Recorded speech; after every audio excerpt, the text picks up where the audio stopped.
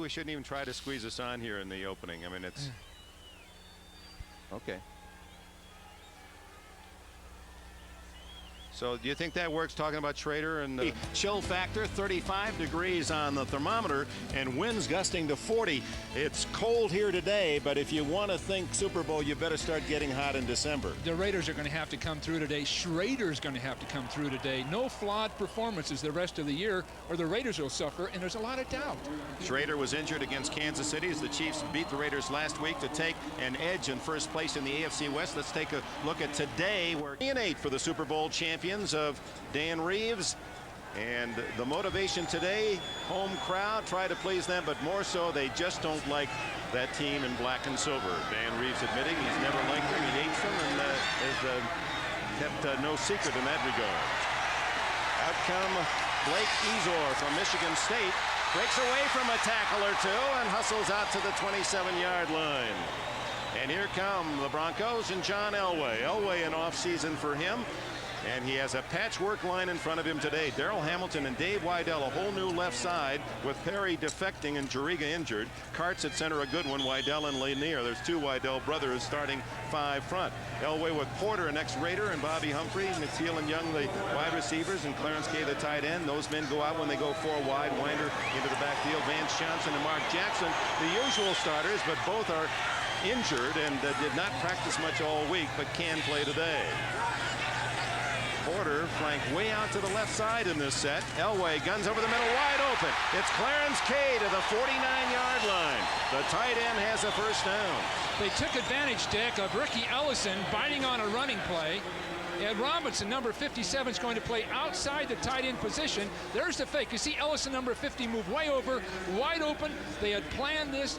Elway spoke of it, and even Dan Reeves spoke of this as the one key he had for this game. The problem is they can't do that play after play.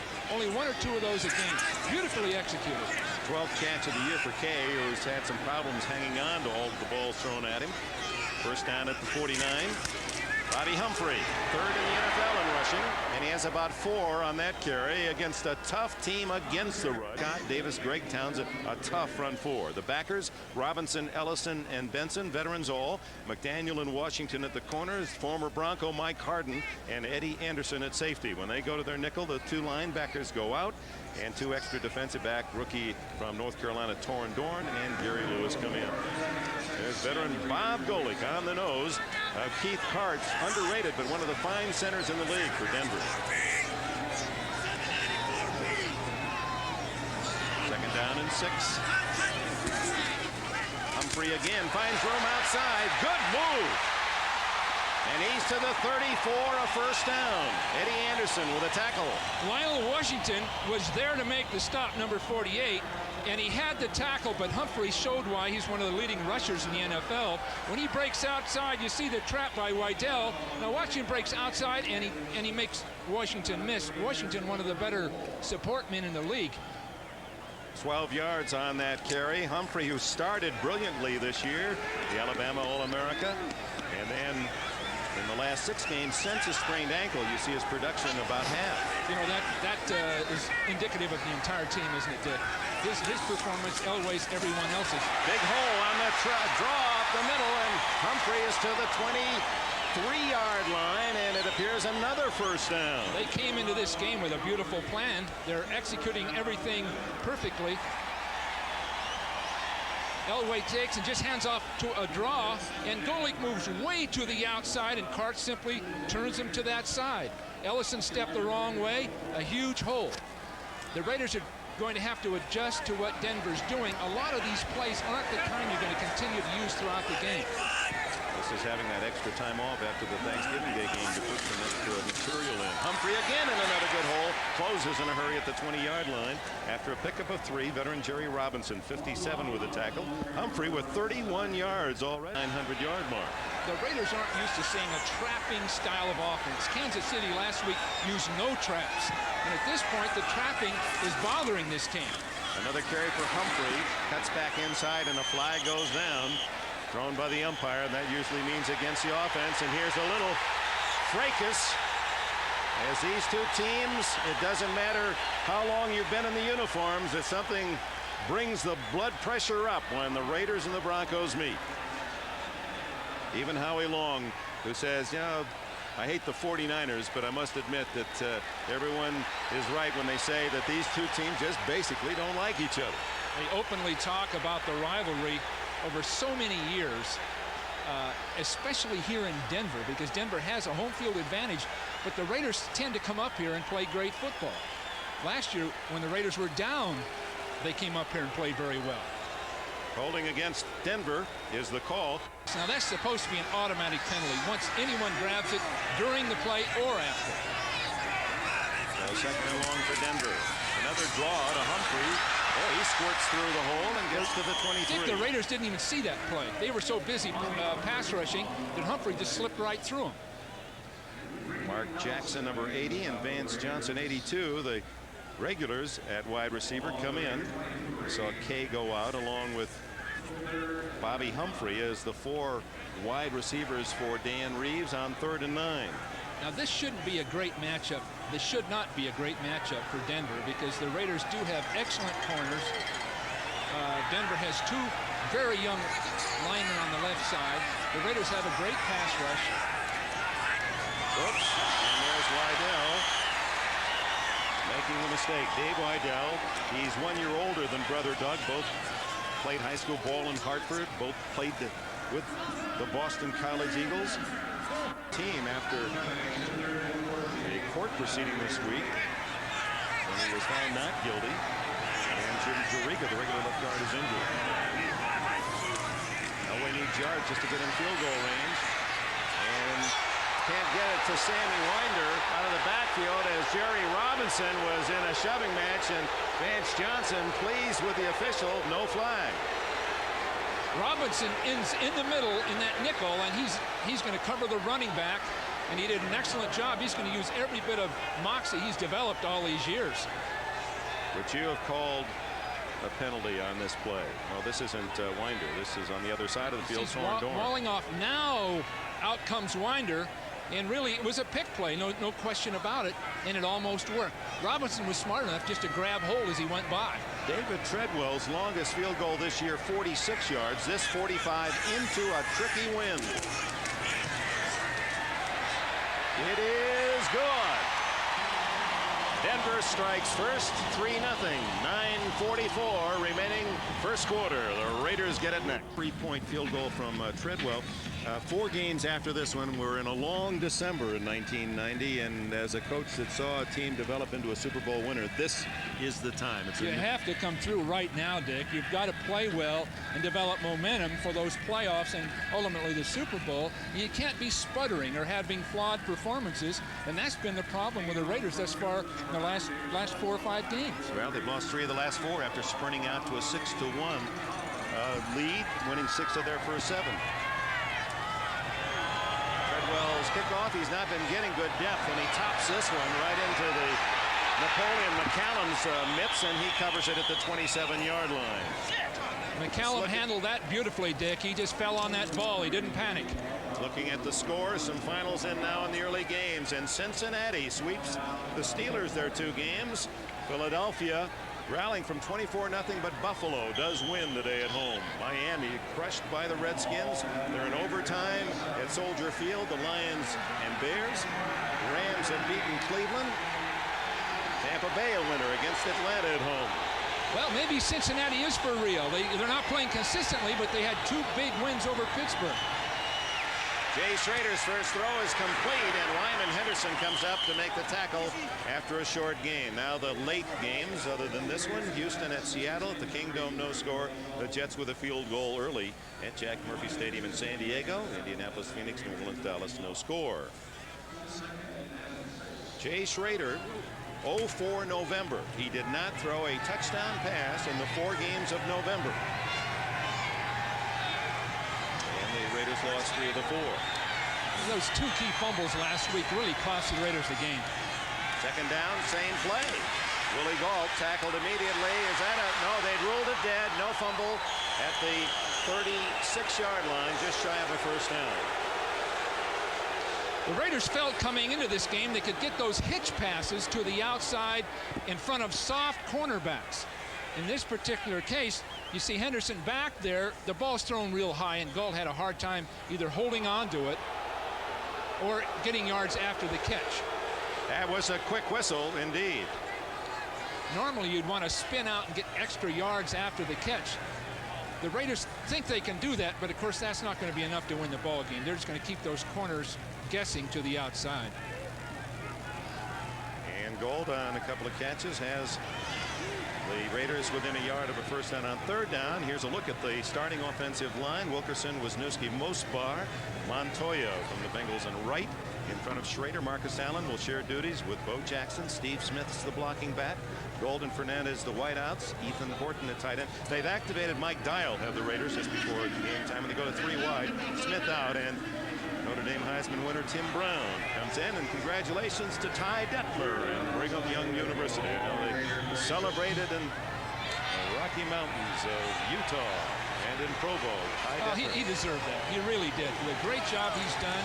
I think that Miami game at BYU sealed it for him. There's a Heisman winner at tailback, Marcus Allen. Will he get it on 3rd and 1? You bet. It's going to be close for the first down as he slashed off the left side. Michael Brooks and company putting the stopper on him. It is a first down. Defensively, what used to be the Orange Crush has been the burnt orange this year, allowing 25 points per game. Powers, Cragen, and Holmes, with Lucas Mecklenburg moving inside today. Michael Brooks and Simon Fletcher. Mark Munford isn't injured. That's why that moved. Robbins and Henderson. Robbins really is a safety playing at a corner. Smith and Atwater perhaps a strength in the defense at safety. Well, let's see what Mecklenburg can do inside. He's been frustrated on the outside. He thinks he can get into more plays now, get into more tackles, be more of a factor in the game. And they're going to need him inside because the Raiders run so well in there. Little stunt defensively, and Smith on the audible doesn't get any yardage. Mecklenburg was there. He thrives at that position. No play, delay of game. There's Carl Mecklenburg. Played at Minnesota his first 2 years at Little Augustana as a walk-on at Minnesota. He said, I always was cut from every high school. Because he's such a major factor against the run. Marcus Allen, high knees, and across the 35 to the 37. It's tough on the Broncos, still trying to get a formula to win ball games, and defensively moving Fletcher over to Mecklenburg's side on the right, Mecklenburg inside, starting Tim Lucas as a linebacker. Now that's tough this stage of the year, and Mecklenburg not practicing at all as an inside linebacker. We see Simon Fletcher, their leading sacker, with 10 on the sidelines, attending to his forearm or elbow. Ronnie Halliburton, number 93, rookie from LSU, has replaced him. Second down, about 10. Deep down the middle and wide open is Willie Gauld, a first down at the 41 of Denver. Well, Schrader handled that one well. He had an unblocked guy coming right down his throat, and Holmes was right there unblocked, and Schrader just concentrated and threw a beautiful ball down the field. This is what Al Davis and Art Shell, all of the Raiders, are looking for, because there's been some doubt, especially off last week. Beautiful throw down the middle. And Gauld having a banner year, his best in the NFL. That's his 36th catch. Ron You see Holmes just coming through unblocked almost immediately. He beat Steve Wisniewski, which is a rare occurrence. From the 41, Marcus caught in the backfield and dropped at the 44. A loss of 3. Warren Powers, number 91 from Maryland. And Ronnie Halliburton got a piece of the action. I'm not sure that's the place to run against this Denver defense. That off tackle, off the left or right tackle play, allows Denver to pursue. Marcus is best right down the middle, playing off the nose guard and sprinting right up between people. But that angle to the outside, the Denver team has eaten up every time they've tried it. Well, they put a very heavy bandage on that right elbow of Fletcher. We'll see if he returns. Already weak on the defensive side. They started with key injuries. Tyrone Braxton in the early season, their top cornerback, out for the year. Alfonso Carricker, their top defensive lineman, they felt, and rusher, he's out for the year. They've lost Steve Sewell for much of the year with a training accident, a weightlifting accident, dislocated his shoulder. Now Fletcher does come back in. Well, they really need him. because he's their only real pass rusher. Well, they could have caught Denver with too many men on the field, but Schrader didn't call for the snap. 2nd and 13. Well protected. Beautifully protected and wide open. And another first down. It's Willie Gauld again. 4 catches for Gauld on this opening drive for the Raiders. 2 deep in patterns, which Gault can get open on, but has had trouble catching in the past. You see a lot of clearance for Schrader to step into his throw. And Gault breaking, pushing people back, Atwater in this case, then breaking into the middle. It's a beautiful job. See, his speed really helps him. Look at him bend out, cross over, and the ball's thrown right on the numbers. Now that's how they practice it, all the way back to training camp. And you got to respect his world-class speed. He finished 2nd to teammate Ron Brown for the NFL's fastest man earlier this summer. That's trouble. They can't run there, Dick. I mean, they've done that 4 times now with 0 results. Michael Brooks made the tackle of Marcus. They just can't run that off-tackle play. The Denver pursuit is just too darn good. They've got to go right at him or throw the ball. 4 minutes remaining in the first quarter. Denver took the opening kickoff and settled for a 45-yard David Treadwell field goal. And now Bo Jackson and the Raiders. Bo is yet to get in on this opening drive. Marcus playing a tailback. Have the ball at the 27 of Denver. 2nd and 11. Make it 12. Too much time. What a catch by Ethan Horton as he meat hooks it at the 17. Well, we've been critical of Schrader. Everyone has, including people in the Raider organization, the team, the press. He's playing beautifully at this point. A lot of poise. I look for him to run on this play because he had absolute clearance. And look at that big hole to run through. But he does throw it over the top of a defender. And of course, it takes an excellent catch by Horton to make the stop. But very, very well done. Horton's releasing off the line of scrimmage. He's getting a lot of people holding him up, everybody there, but finally they let go of him, and Schrader had the poise to hold the ball till he was open.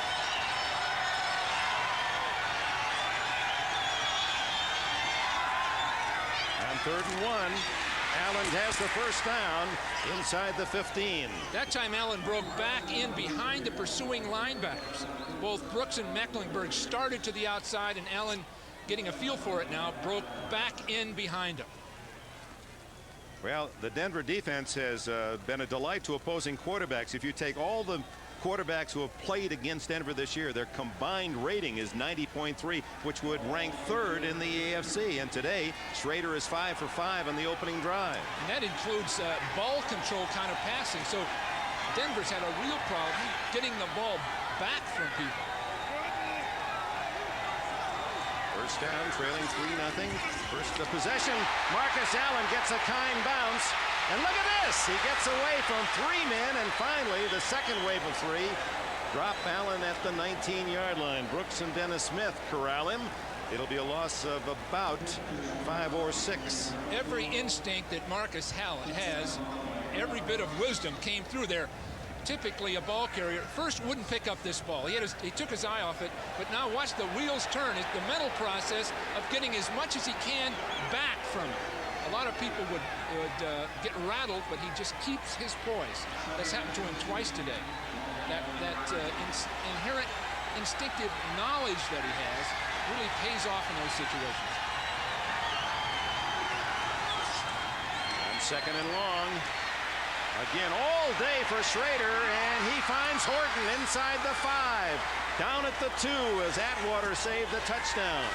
Well, I can see now why the Broncos were concerned going into this game with their pass rush. There isn't any pass rush. And now Schrader, it's almost like practice for him. Horton going up the field, and Mecklenburg really cuts him off well, but look all the time that Schrader has to throw an accurate ball.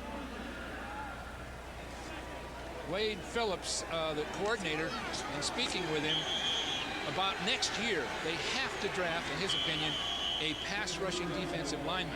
They just don't have that facility on the team, and it's really shown up in this game.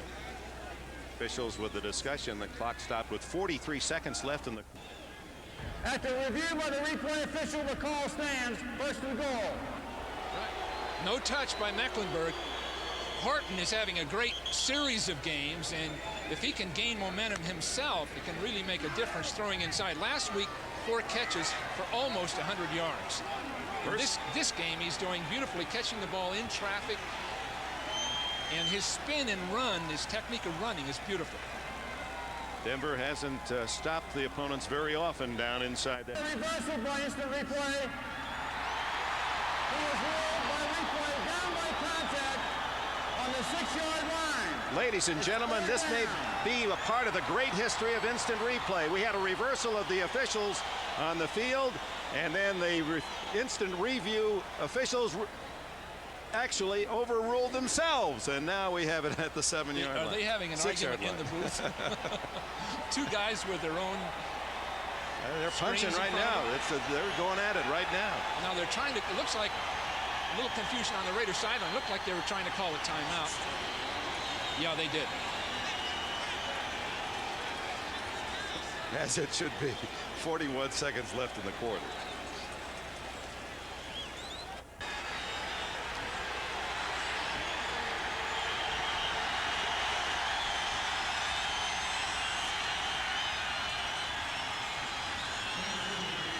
Welcome back to Mile High Stadium. 76,000 tickets sold, and most of the fans are here. A quick report: Soldier Field, Chicago in overtime wins. 50-yard touchdown pass Harbaugh to Neil Anderson after Eddie Murray of Detroit missed a 35-yard field goal for a Lion win in overtime. First and goal, 6-yard line, 3-0 Denver.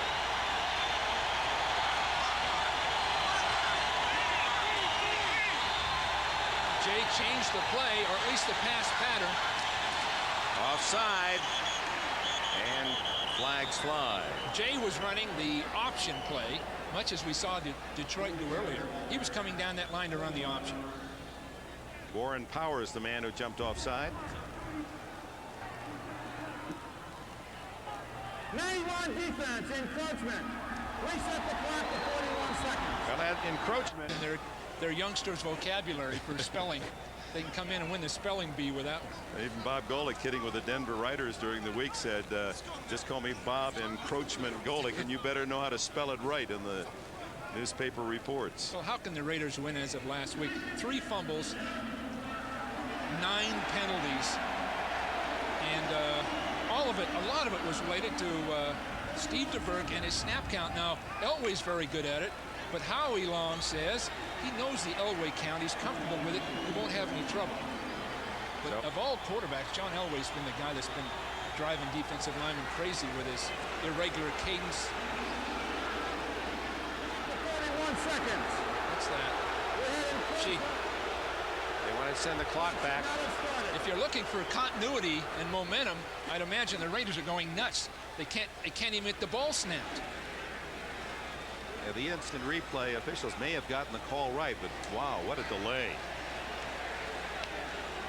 41 seconds left in the first period.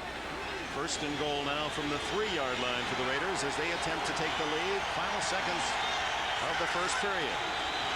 Steve Smith for a touchdown. The big fullback from Penn State has his second of the year. Well, that looked easy enough. In the goal line defense, they can move the ball. A great job of pulling by Wisniewski around to make a critical block, and Smith just followed him in the hole.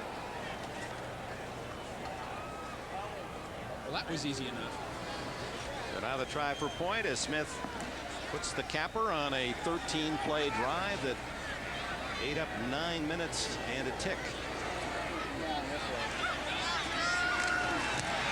And Jeff Jager adds the extra point. 37 seconds remain in the first quarter here in Denver. The Raiders battling to get back into a first-place tie, lead at 7-3.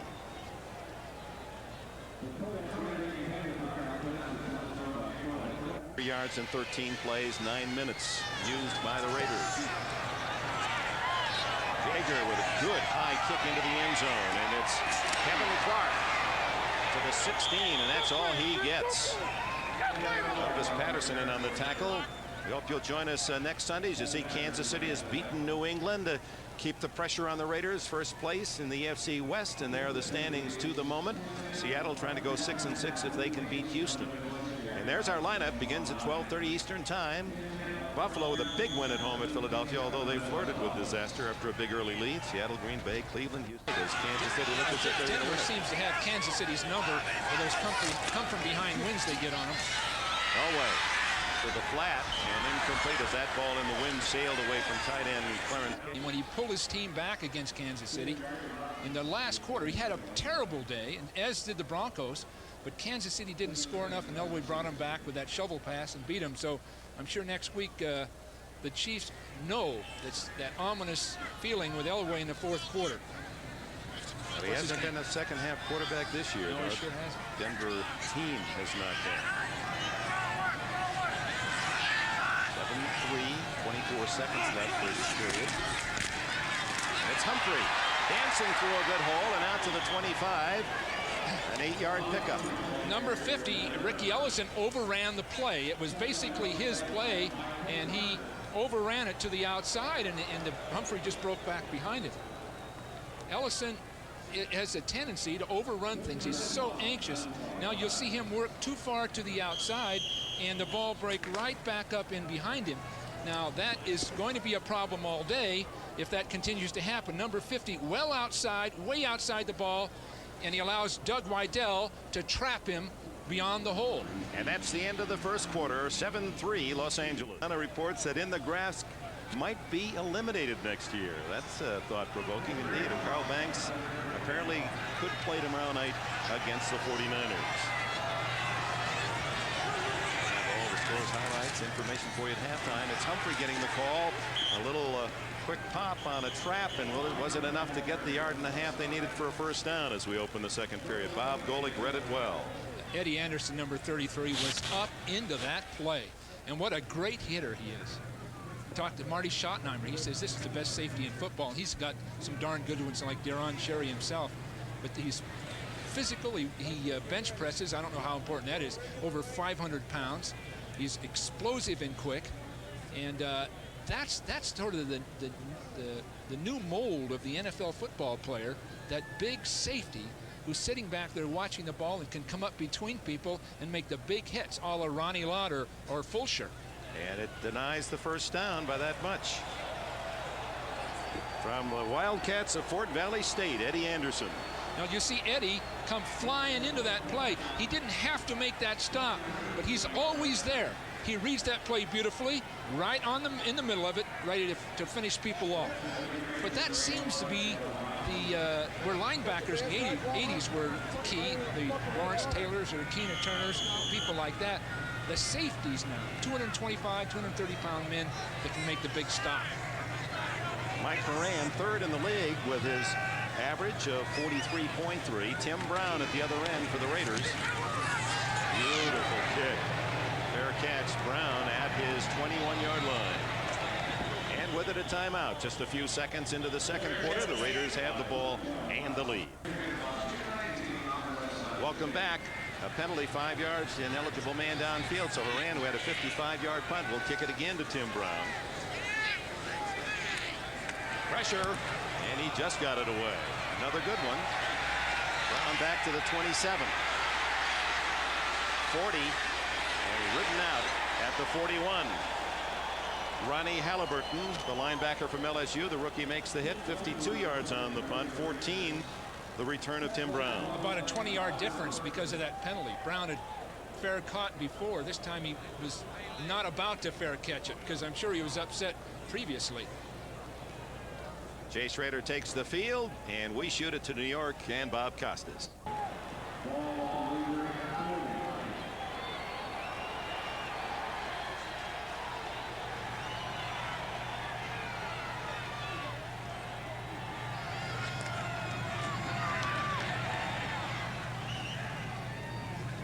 And Steve Smith on first down is out to the 43-44 yard line.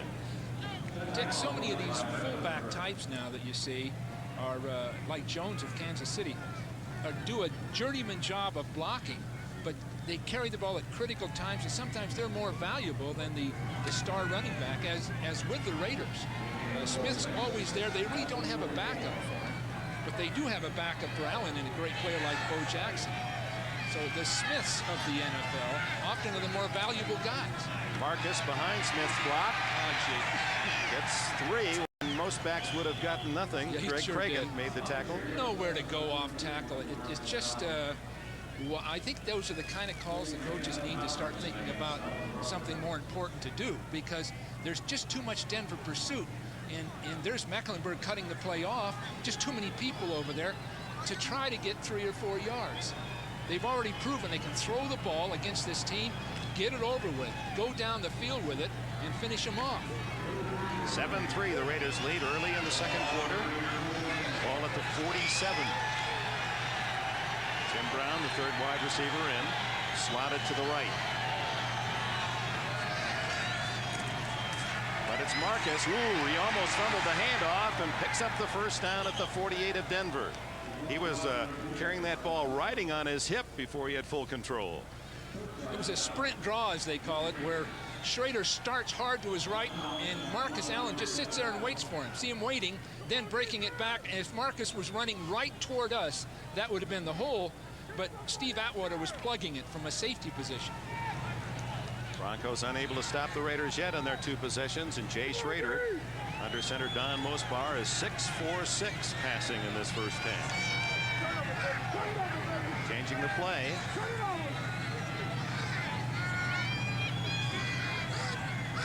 And offside, Ron Holmes. Well, there's no reason to move.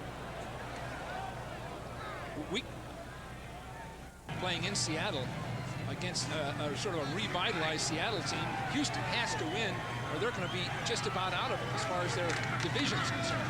Marcus Allen to the 38-yard line. Warren Powers and Steve Atwater. Are they going to stay with Marcus as much as they can, I believe, in this game, because he really handles the cold weather well. And he's been basically the leader. Now there's Bo on the sideline. Bo Jackson has not done this year what he did last year, even though the team wasn't nearly as successful. You can see 6.8 last year. When he came in, it was a storm. He just took over. But they're still with Marcus this year. He's the guy that knows just where to go with that football. And there goes Allen right into the teeth of the Denver defense, looking for a yard and a first down. Last week, Bo Jackson missed 2 pass protections that really got Schrader hit.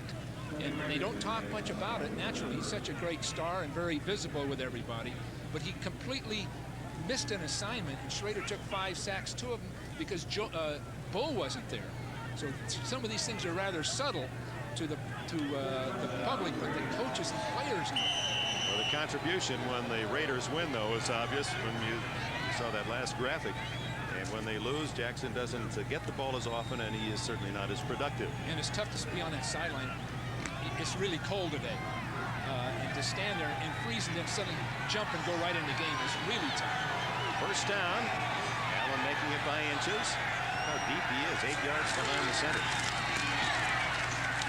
Fighting for every inch to the 35. Carl Mecklenburg, in a battle of pro stars, makes the tackle. Well, this is the game Mecklenburg likes. It's been a full year since he's played this position.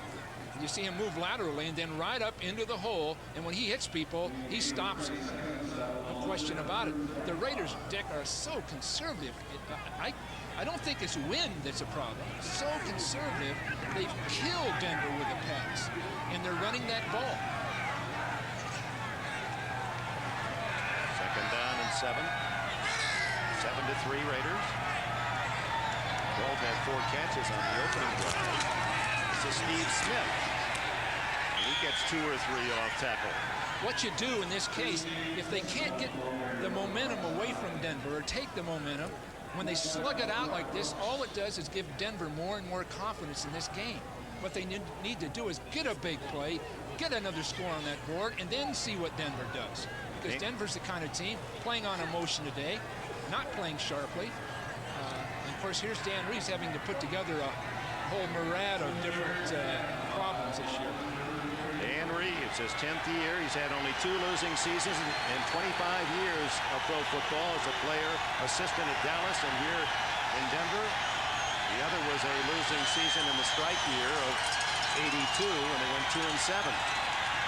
Flags are down. Well, 2 people were moving before the ball was snapped. And Gall can't juggle that one in. Marcus Allen was adjusting his position, and Brown was in motion at the same time. There's your call. Motion penalty that'll be declined by Denver as the pass incomplete. Illegal motion. Number 32 had not set while the man went in motion. Penalty refused. 4th down. Now, that's all on Marcus. Marcus has to be set. But the Raiders, Dick, played it so darn conservatively in this drive, it came down to 1 3rd down play instead of going after Denver. So now they're punting the ball. And the longer they go without a score, the better Denver's chances are. But that is almost contradictory to the Raider image, isn't it? The go downfield, go for the big play, and all of a sudden this year they have been more conservative. There's been less of that so-called vertical game. Well, this is the game they could use it because Denver hasn't shown any pass rush to disrupt the quarterback in Schrader, and Schrader needs a good day. There's Gossett aiming for the corner, and he hits it. A beautiful kick at the 2, 3, 4-yard line, they mark it. So Denver, when we return, will start deep in the yards. And what? Okay, right.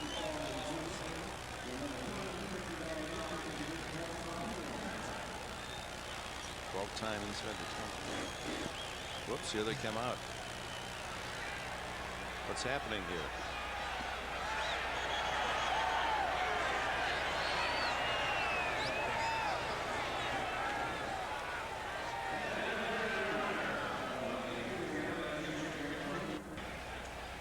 His top lieutenant, you can just see his hand now, Lucasal. Well, Al Davis knows he's close. He knows his organization is so close, and he just needs performances from some of these key guys because the pieces are there. They're not perfectly in place yet, but they're there. But a loss here or another loss or two, they'd have to wait another year to get the job done. I think he believes he can get it done this year, provided some guys start, and this thing gets into sync because last week, Dick, as you saw, the Raiders outgain Kansas City, and they lose the game on a number of fluky kind of mistakes on their part. It's down, everybody's depressed. The Broncos aren't doing well this year. So Dan has to worry about selling tennis shoes as well as coach his team. Bobby Humphrey gets out to the 6 or 7 yard line.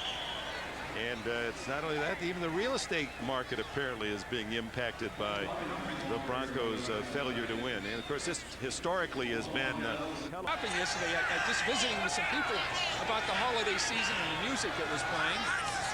And they said, how can we have a holiday season? We're so depressed because the Broncos are losing. So everything's dependent on this team and this community. Sammy Winder, rather hesitant effort around the right side. Eddie Anderson makes the hit at the 9 yard line. Well, you're tested during your career as a coach, and this is Dan's big test as far as how his team is doing this year and then dealing with all the forces that have worked on his efforts. It's been a number of very specific factors that have made a difference. Well, as you can well attest, this is where you really learn about yourself, your team, your organization when you're losing, not necessarily when you're winning. 3rd and 5 for Elway, the shotgun, and the throw complete to Michael Young. And the 6th-year wide receiver from UCLA has a first down. He was very ill this week, had the flu. In fact, yesterday. Not back deep and throw because the pass rush is just too much for their offensive line. What is first down? There's another mistake. The left tackle, Beryl Hamilton, who is playing for Gerald Perry. Well, Dan Reeves, and he spent about an hour with us yesterday, and you have to admire the toughness of this man. He knows the sport, loves it, aggressive, and yet through all of that, he said, I asked him, I said, who's been your counsel? Is it your old buddy Ditka? Who do you talk to in your tough times? He said, my wife, Pam Reeves. We've been married 26 years. And he said, you know, I love her more today than I ever have. And I thought, with all of the bombs exploding around him from the press, even his own players, that Dan was able to look almost with a tear in his eye and say, this is the person that really counts. She can bring objectivity to all the emotional things that are going around the Denver Broncos on and off the field. Underneath and incomplete to Kerry Porter. Porter from Washington State, played a couple of years with the Raiders, limited role. You know, Dick, there's sort of a scenario to a losing season. And there you are. You start with the criminal cases involving Denver players. Elway and Reeves not communicating. A lot of fires. Oh, Melvin Bratton, that one hit him right in the midst. Well, you can hear the crowd. They haven't heard this kind of difficulty before from a crowd. You know, there's sort of an indifferent booing. It's not that heavy booing, but it's sort of a sigh of, oh, here we go again. But that scenario is so typical of the losing season.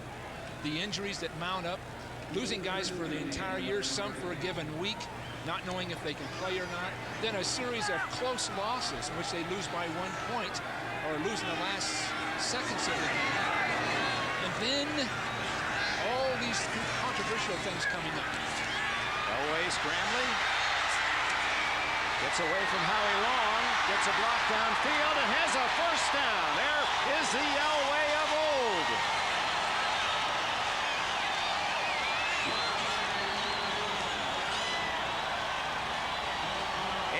yards.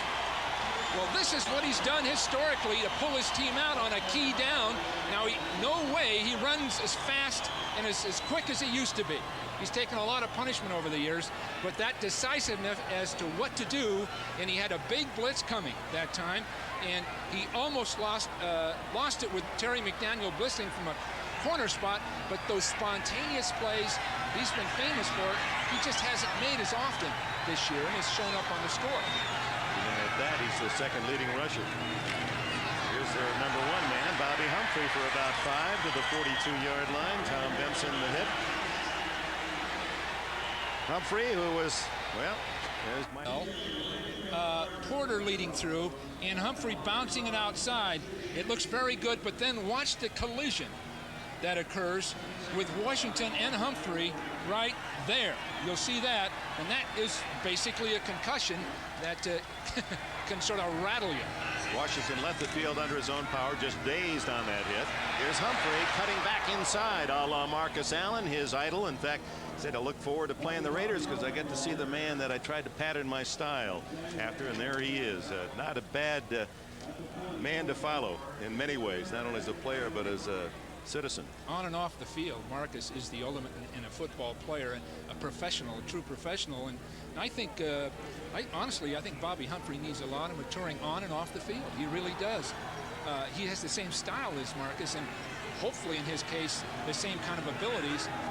But the consistency you need, the concentration you need, Bobby Humphrey isn't involved in their passing game. What a catch!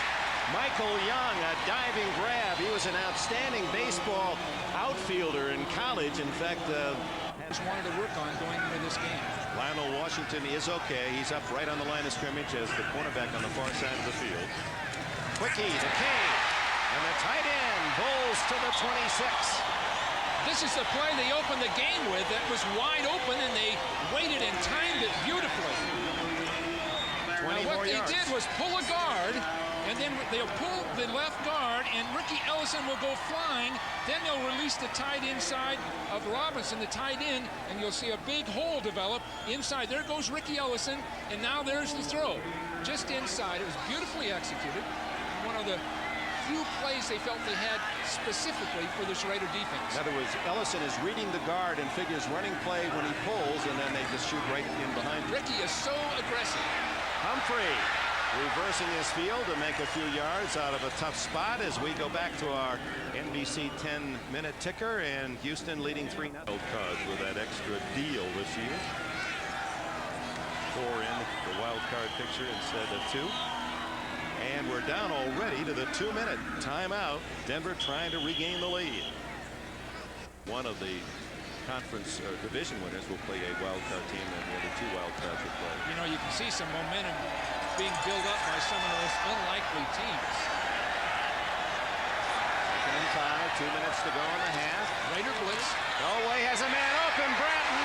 No, it's Vance Johnson. Vance Johnson for the touchdown.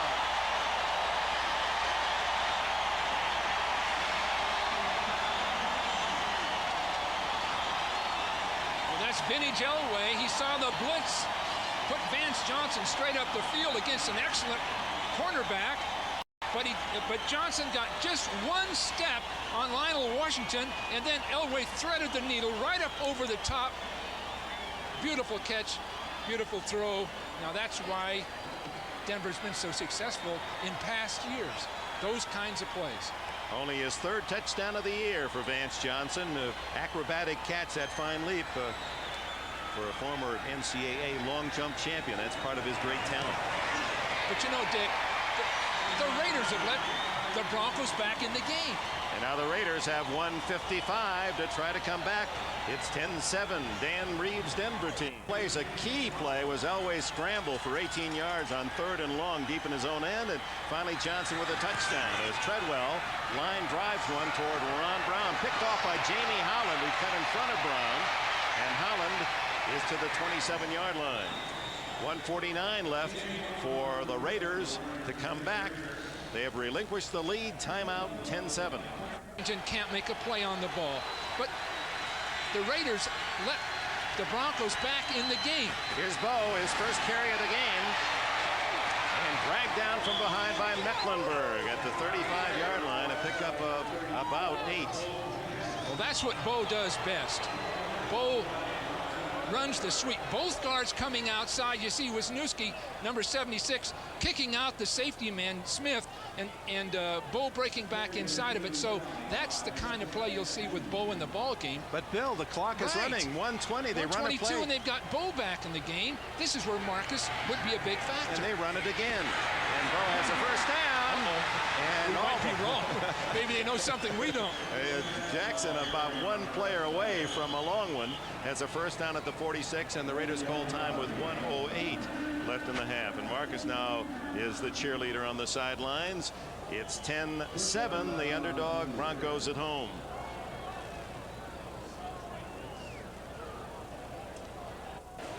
These long drives are deadly. The game is deadly. Oh, that'd be a good graphic. Marcus 10 carries, 19 yards. Bo 2 carries, 19 yards.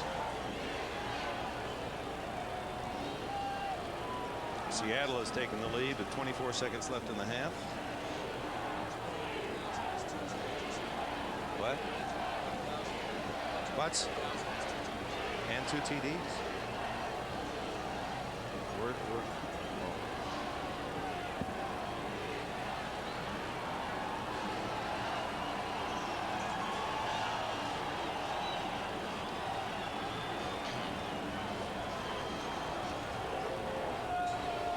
They're playing without Mumford. Now they're playing without Fletcher. They're playing guys, you know, Tim Lucas and Halliburton are 2 just special teams guys on the outside.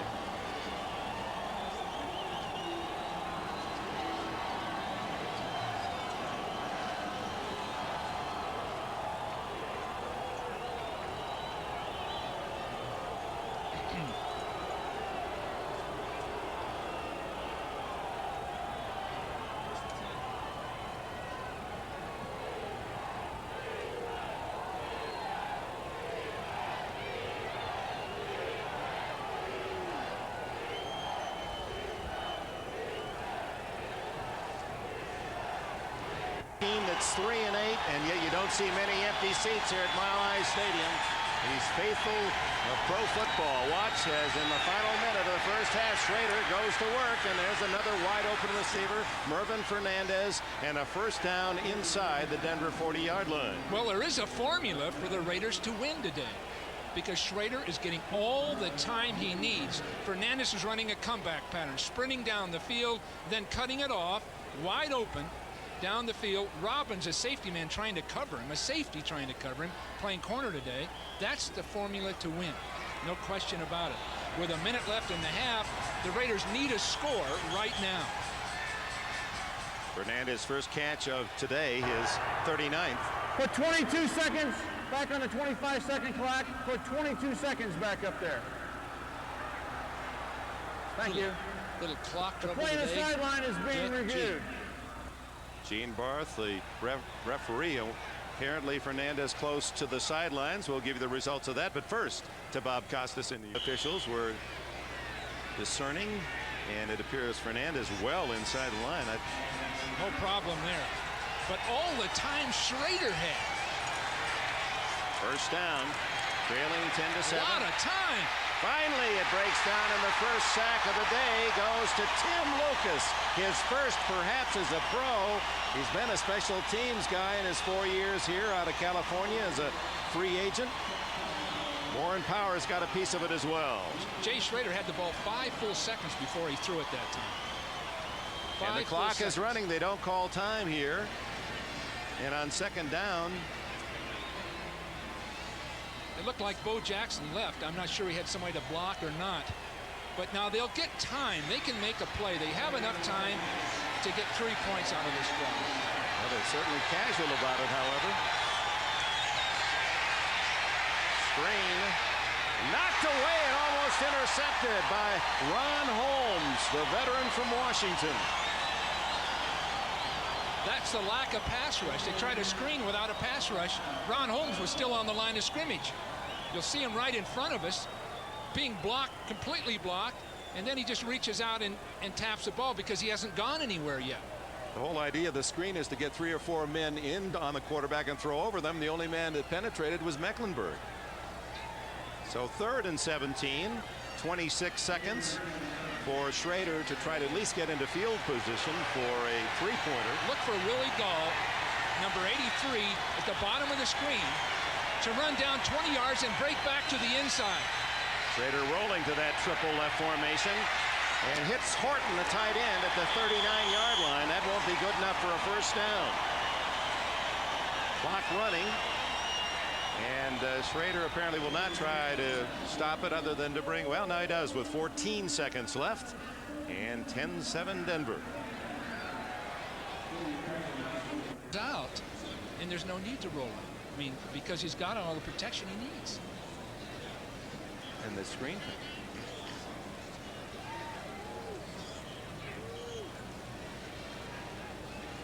Well, those fans across the way enjoying what's left of the sun on this December 1st Sunday of 90, about 3:15 Denver time, and with that wind that really gusts at times in the 30s, it is a real test of fandom. Dick, can you feel your feet?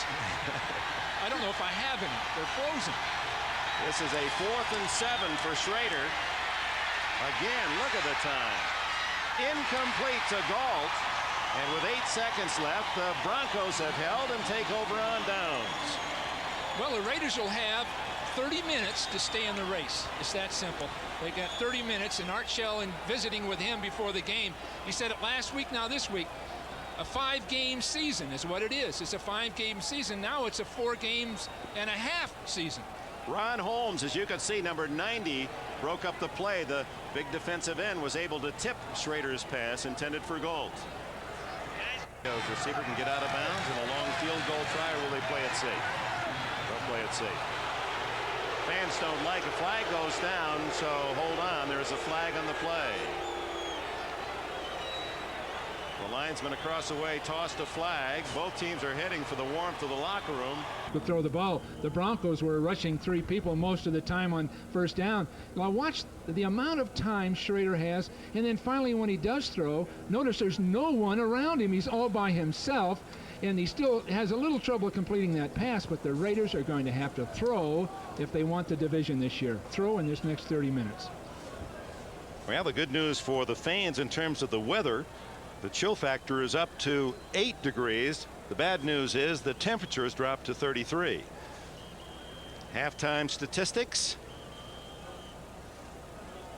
Very even in first downs. Broncos out rushing the Raiders, who seem bent on running the ball themselves. Total yards 29 plus to the Broncos. No turnovers in this cold weather, and that's somewhat of a surprise. Raiders have possession time but trail 10-7, and Los Angeles will get the ball to start the second half. One of the most interesting stats is the Raiders on first down are averaging 2.4 a carry. In other words, running the ball almost automatically on every first down. And the Broncos have had a lot more imagination and creativity in what they've done, and that's kept them in this ball game. The Raiders have to throw. It's that simple. And I would assume they figured that out at halftime and talked about it. Until the Broncos can put pressure on Schrader, he should sit back there and throw the ball and get it over with. Otherwise, the Broncos are inspired enough, if you want to call it, intent enough on winning this game, they can get away with it. Well, the wind's strong enough, they're going to have to hold it for Treadwell. The pressure on Denver is a different sort. That is leading at the half.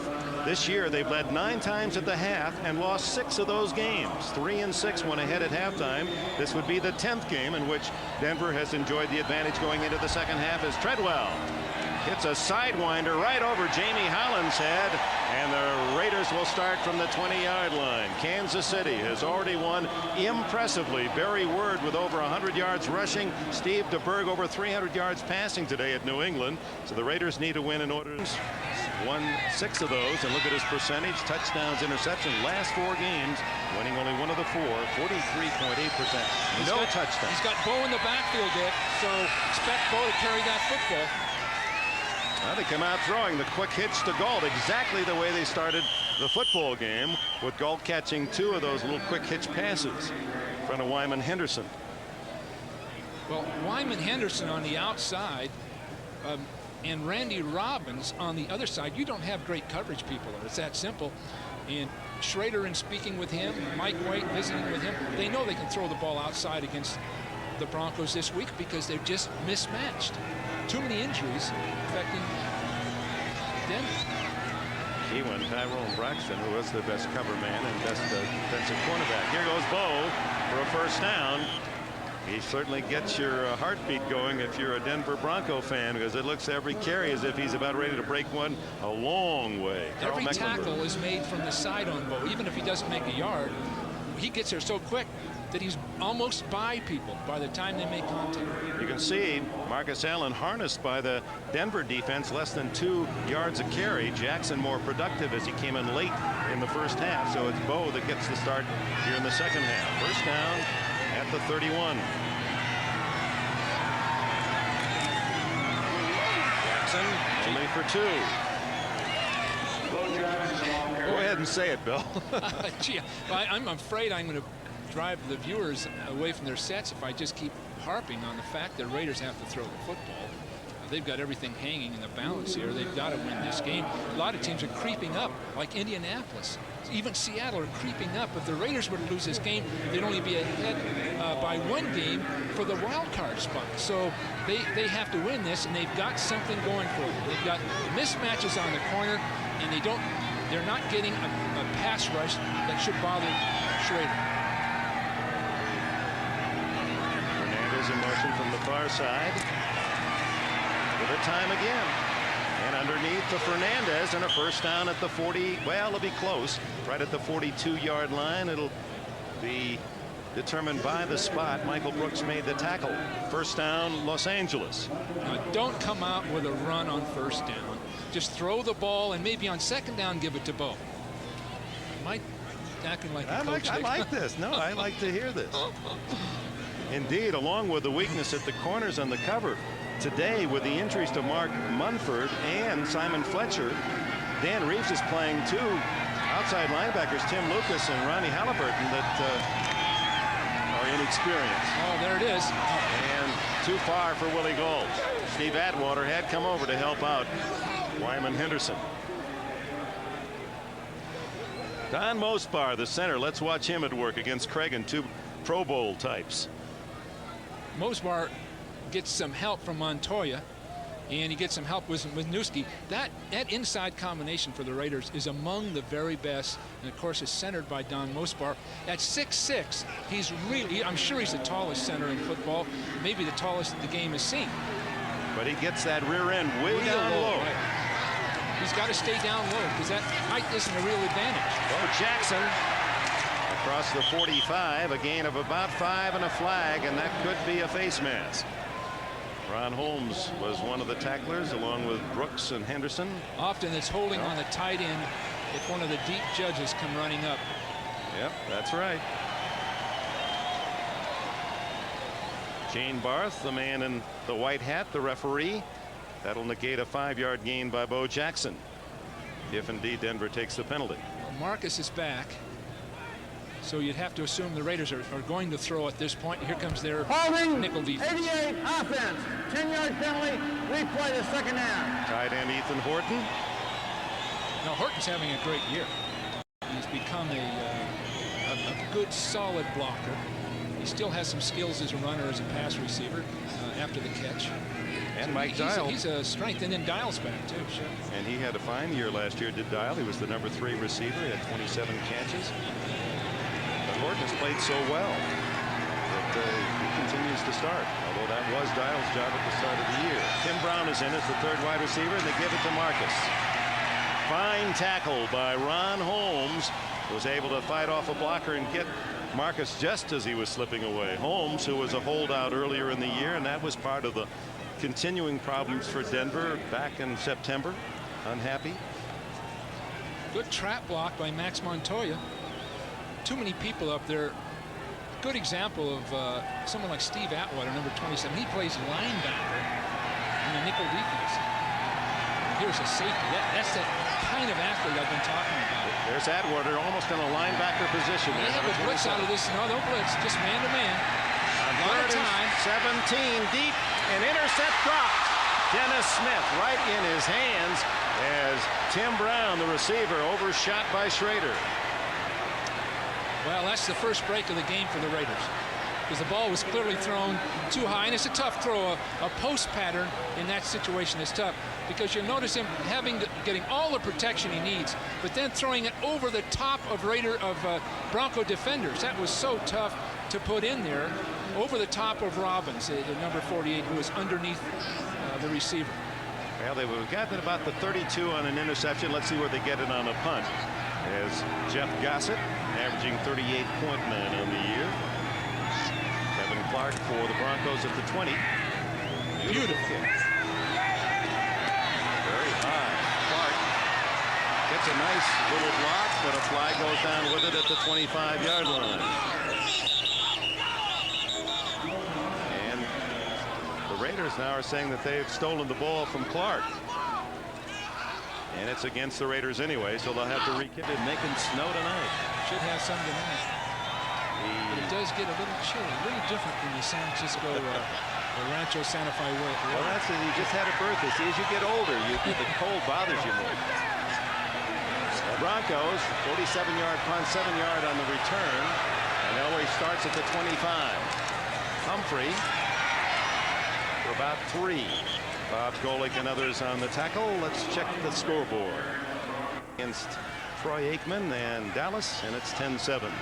That run and shoot, Houston destroying Buffalo last week, and they got 3 points against Seattle this week. Elway under pressure. Guns it. Oh, intercepted at the 30-yard line, and a fine play by Terry McDaniel. Elway throwing a dangerous sideline pass. I bet he wishes he had, you've heard that one before, had that one back. Oh, that was just at the last instant he looked over there and tried to drill it. And in the past, I think John Elway would have run with the ball, but he's just not moving this year like he did. Now you see the sliding position, but McDaniel sees that coming all the way. And you just don't want to ever throw a ball when the defender is parallel to the receiver, because then the defender can step right up inside of it. First now let's see what the Raiders do. They need 7 points, Dick. 3 points aren't going to do it. They've got to get the ball into the end zone. It's the biggest drive of the year so far for the Raiders right now. Trailing 10-7, 9:42 left in the 3rd period. Bow in motion. And wide open is Galt the other way, and a first down at the 10. The biggest drive of the year so far for the Raiders right now. Trailing 10-7, 9:42 left in the 3rd period. Bow in motion.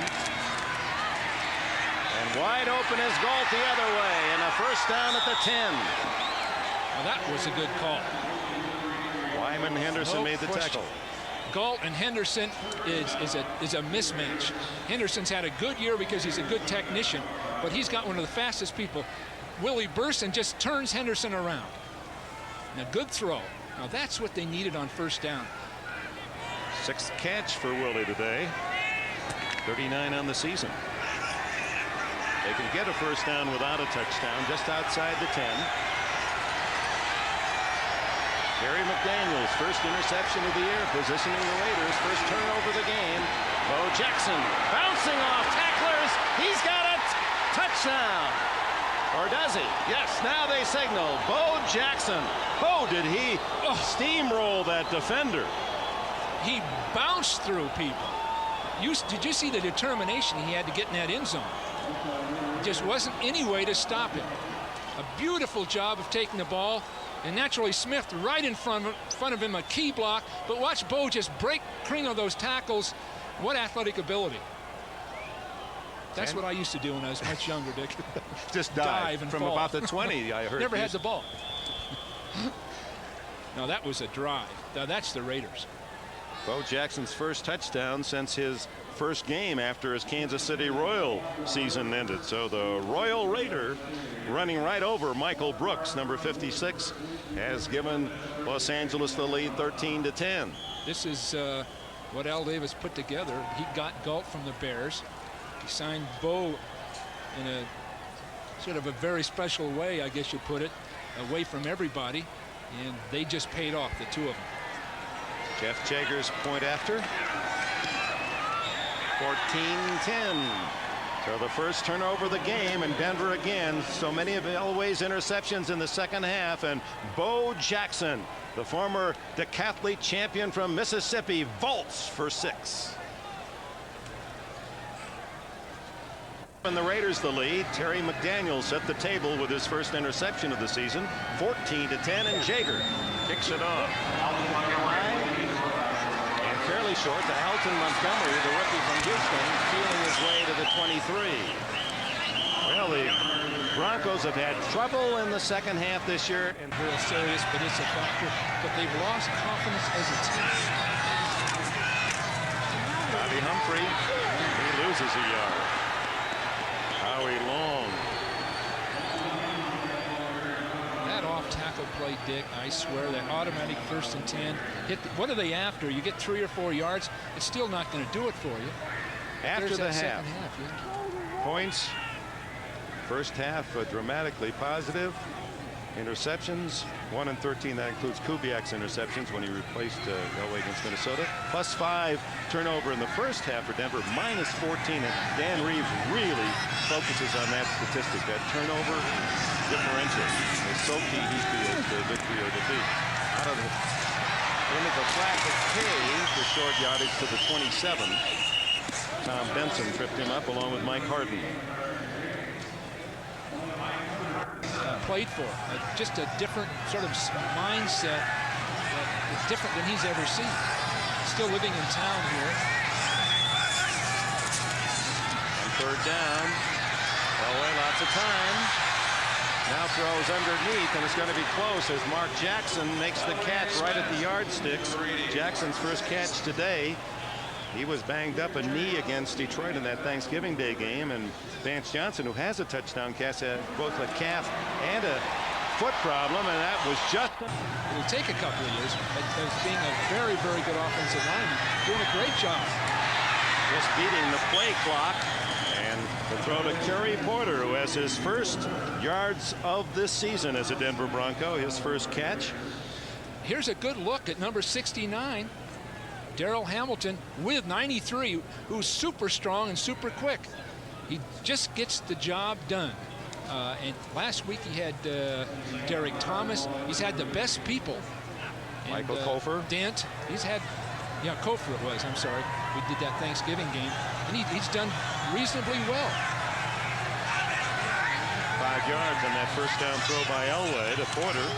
There's the fake. Elway, Townsend rips him down, the first sack of the game for the Raiders, and for Townsend, his 11th and a half on the year, one of the leaders in the NFL. Darrell Hamilton had to block aggressively that time for the first time because they were faking a run. You see him block down to the inside, and a guard, Wydell, come out to try to get Townsend. So it wasn't Hamilton, it was Wydell pulling and expecting to pass protect once he got there. That's the same play that Denver had 2 good gains with earlier. This time the Raiders were ready. Those special plays you can only go to, maybe 1 or 2 times a game. After that, the defense usually has it figured out. So 3rd and long and shotgun Elway. the middle. Oh, what a catch! Sliding under 3 Raiders, Ricky Nattiel. The Raiders thought he trapped it. How did the ball get in there?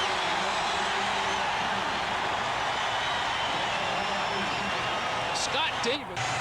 Taking some of the speed away from the former Florida star. From midfield, it's Bobby Humphrey. Getting 3 yards. Ricky Ellison up on top with plenty of help from the defensive line underneath. For all intents and purposes, the Denver offensive line shouldn't be able to do much with these Raiders. The Raiders are healthy, they're strong, they're determined, and Denver playing with Hamilton and Dave Weidel as an example, other people banged up, shouldn't be able to get away with it. Saw Dan Reeves. He had quite a session with his team on Monday. The first time this year, he made all the team look at the entire Thanksgiving Day game. He just felt that after looking at the film, my team didn't play hard. I thought they had played harder. He said they just really let me down. In that Detroit game, well, there's good completion. Terry Porter, and that has to taste sweet for him. 2 catches against his former teammates. You know, in that Detroit game, during that loss, Dan... It's Shannon Sharp, the rookie from Savannah State. He's a target. His brother Sterling, the great receiver for Green Bay. Humphrey diving off that left side to the 30, and let's go to our 10-minute football. 8 of those years, Dan Reeves was at the Super Bowl as a player and coach. And 2nd and 5. Wide open Porter. Good move. He's got a first down at the 20.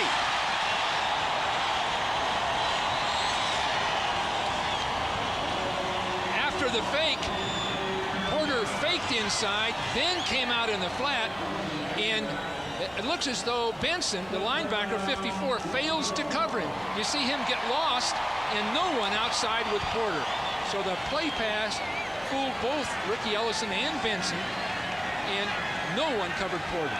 Ricky Ellison put a big hit on Porter, who comes out. 3 catches on this drive.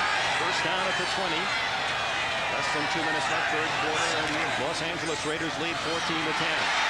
Humphrey running well. He's looking for that elusive 100-yard day. He had plenty early in the year. Then Behind the pursuit. 2nd and 4 on Humphrey's 6-yard pickup. This is the 12th play of the drive, consuming nearly 90 minutes. Humphrey, good hole. Gee, that's working. To the 11, it'll be shy by a yard of a first down. Bob Golick in on the tackle. They're running that left side. Dave Weidel just contrasting uniforms and contrasting styles. 3rd and 1, Humphrey. Boy, he bangs hard in there, and inside the 10, it's a first down. Hard-earned 2 yards for Humphrey at 201 pounds. Got to get out of coaches and players were. Now they have another chance to be number 1. How a run. Elway sees the final seconds tick away. End of 3 with Denver threatening to regain the lead. And we'll be back. The Raiders. Greg Townsend and Reeves says, get those out of here. The stranger in town. Townsend with a big smile. A ball at the 10-yard line. As we start this 4th quarter, 1st and 10. Actually, 1st and goal as Elway delivers it wide and away from trouble. Terry Porter was out there. Jerry Robinson came right into that coverage. Porter trying to break into the flat again, as he had done just a few plays ago, but this time Jerry Robinson was right on top of it. So they did make an adjustment and handle the play. Robinson, who was the #1 pick of the Eagles way back in '79, migrating back to Los Angeles, where he played his collegiate ball. Played against Art Shell in the Super Bowl in 1980. The Raiders beat the Eagles. He was on the losing side.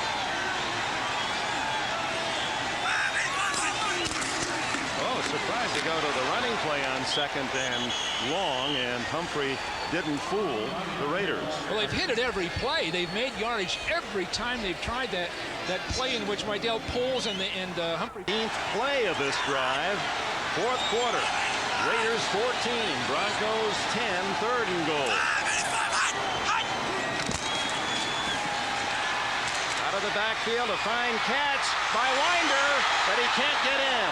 The pass was a difficult one for him to catch. Had he been able to catch that in his running rhythm, it might have been a touchdown, but he had to stop all his momentum just to grab the ball. It was a delayed screen. And finally they throw it outside to Winder. And he's there, but Jerry Robinson's the only guy left, and he dives and makes the stop. Did a beautiful job of recovering because he's the only guy there. I'd assume he had coverage, but Karts was out there, the center, to make a block, and they just missed getting it done. When you're 3 and 8, you go for the field goal in 14-13. Do you fake it? Let's see. Here's Treadwell, 21-yard attempt. They take the easy 3. So with 13 minutes, 24 seconds left, some of the fans didn't like the call, but Reeves is within 1.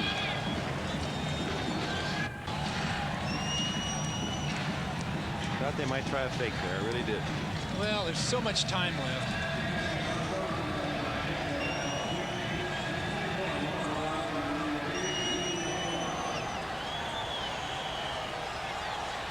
Dan Reeves. Denver Broncos have pulled at 14-13. Treadwell's kick into the wedge. And the return out to the 30-yard line. And while we have a quick break here, let's go to NFL New York and Bob Costas.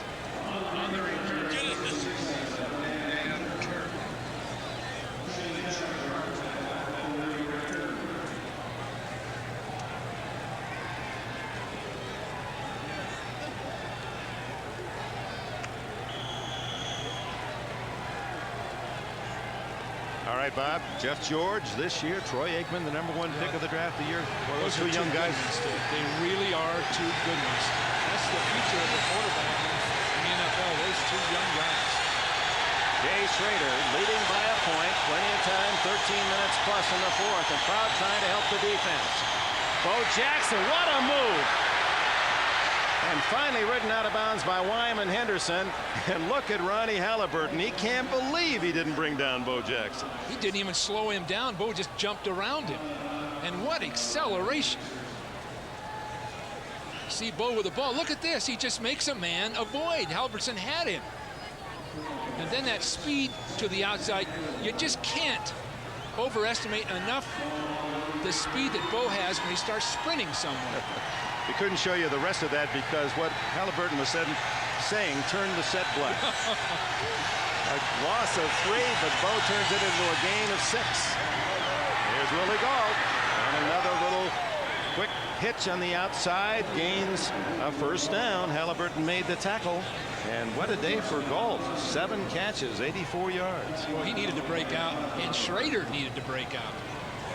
So everything's sort of hangs in the balance now, but you must say that Schrader is playing with a lot of confidence and self-assuredness in spite of all the adverse publicity and all the undercurrent on the team itself. The guys come out and play a good football game. Bo Jackson. And again, it takes 3 men to bring him down, but they do drop him for a loss. Dennis Smith was the 3rd man on the scene after slowed up by Warren Powers and Ronnie Halliburton. Montoya and Wright pulled on that counter O play. You see them both pulling. There's nowhere to go, and that's the first time they've run that play all day. They had no reason, I don't think, to think that would work. There's some other things that are working. They have to keep going to, namely the forward pass. Fernandez to the right. Gault left. Smith and Bo Jackson behind Schrader. Look at the time again, right there down the middle. Oh, Fernandez drops a first down at the 42. That was a beautiful throw. Good pass protection. Beautiful throw. Fernandez may have wanted to go start running before he caught it. And that's he's a real pro. I mean, if he does that very many times, it is going to cost the Raiders. I mean, you're not paying a guy to do that. Well, he's a former Canadian Football League star, and he's used to the cold weather. It looked as if he tried to embrace that rather than getting his hands on it. The stakes are too high to drop a ball. Marcus Allen replaces Bo Jackson. Outstanding receiver is Allen, and a good pass protector. And Schrader goes down. Mecklenburg gets the sack.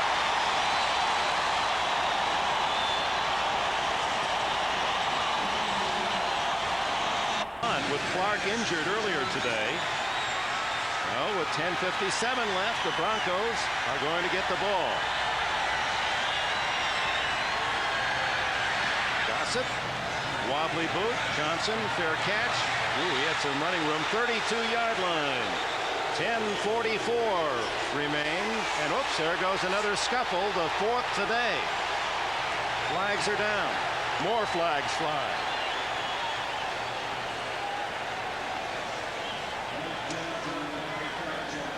Again, Dick, the odds are too high. It's too important for the Raiders to have anything go wrong now. They're going for the division title and hopefully the championship. Even things like this, where people are running around getting in fights and shoving each other and grabbing face masks, this just isn't disciplined enough to get it done. Now, it may come out okay right here, but it may not. And that's what can kill them. Gene. So they mark it back to the 21. There it is, right from behind. Oh, Jake. On a fair catch. What's he blocking for anyway? And then the scuffle that ensued.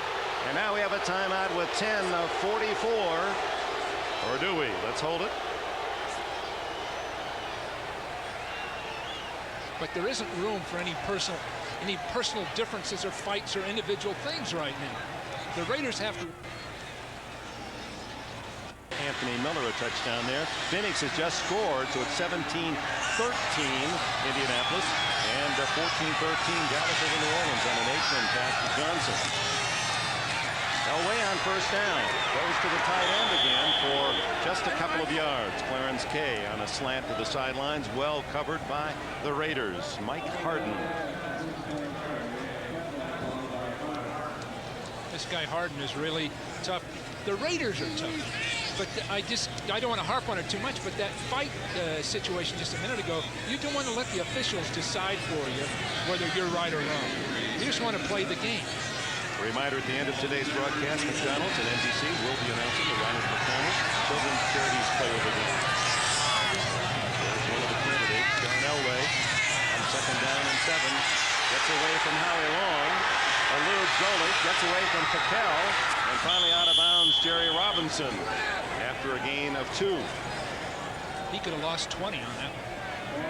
Elway, in the words of Howie Long as we chatted with him yesterday, and it was with as much empathy as a defensive lineman can have for a quarterback. Howie said, you know, he's hurt, and I can just see it on the film. He's just not the same guy. He calls him John, like there's a fraternal feeling and a respect. But he can tell he's hurting, and he is. He's not having his kind of year, and he's just moving a lot slower than he used to. 8 touchdown passes, 11 interceptions for Elway this year. Now on third and short. Pass is short to Mark Jackson, and Denver will have to punt. Well, now's the time for Bo Jackson to take the game over. Just for the Raiders to consume time and ram it down Denver's throat. This is the time to do it. The Because one interception. They don't want to lose field position. Once they get this punt, if they give it up again, Denver should get it inside their 10. The Raiders have to think of it that way. Just ram it right at them. You saw Elway lead. The one interception by McDaniel led to the Bo Jackson touchdown, which is the difference in the game, 14-13. The left footer Haran sends up a soft spiral, and a fair catch, Tim Brown at the 38-yard line of the Raiders. Look at another fight, Dick, down below us. What are they doing?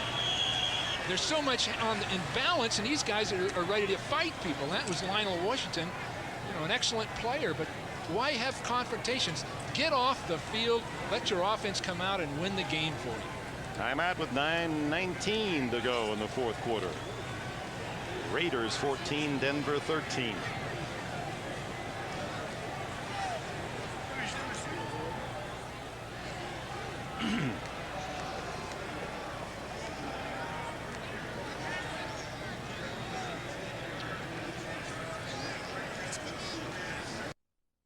To stay with Kansas City in the AFC West. 7 of the 14 AFC teams starting today tied for first place. The Cincinnati's moved ahead of Pittsburgh, maybe Houston in the Central, Buffalo ahead of Miami in the East. And now the Raiders, can they stay with Kansas City, and can Denver stay with Bo Jackson? The answer is no. Bo has another.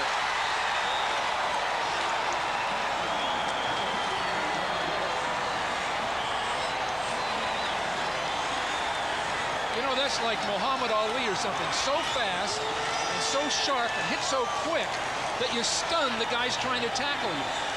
You see him starting right. He looks like he's in trouble, but look how hard he hits people. He's just so quick. Look at that burst, banging into people.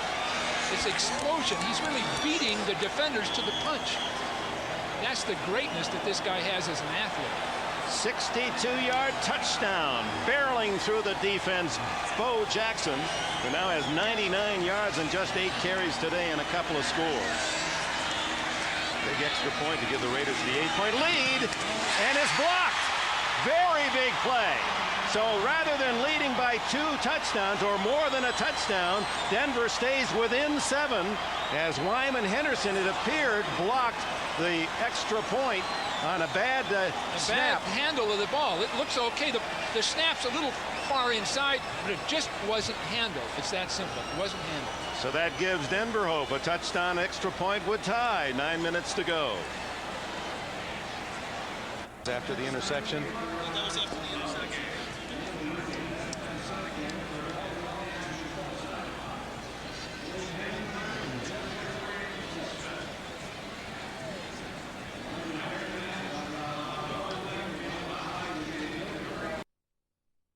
Touchdown run, breaking 4 or 5 tackles on the way to give the Raiders a 7-point lead. They could have had an 8-point advantage, but on the handling of the snap on the extra point, some loss of time, and Henderson blocks for Denver. Blake Ezor, the rookie from Michigan State, lets it go through for the touchback, and let's go back to the touchdown. Something to appreciate. Jackson like a bowling ball.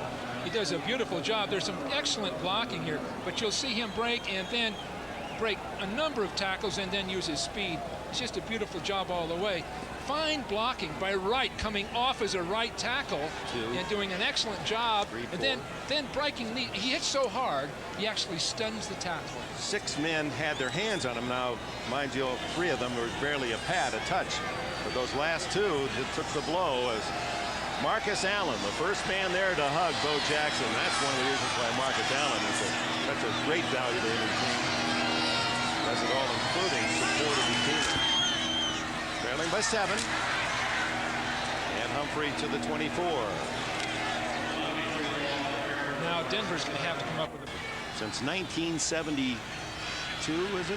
1967, 23 years ago.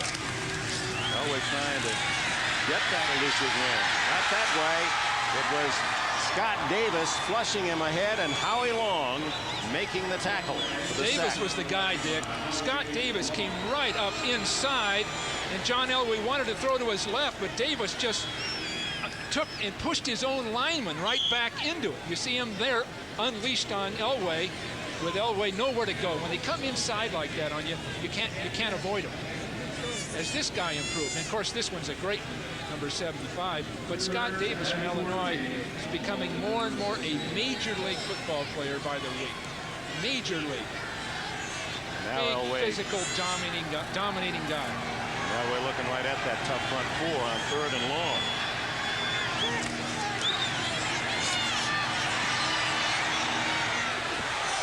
Almost intercepted. McDaniel again with excellent position on Michael Young, and the more you see Terry McDaniel, he's going to get some Pro Bowl votes. The games we have seen McDaniel, he's played as tough a corner as anyone in the league. And you know, coming out, people worried about his all-out speed, and they worried about his quickness, knowing he was a great hitter. But this guy's got everything. So 3 and out again for Denver. That's 2 straight possessions. And Horan to punt to Tim Brown. I'm sure the Denver defense is thinking, uh-oh, here comes Bo again. 7-point game.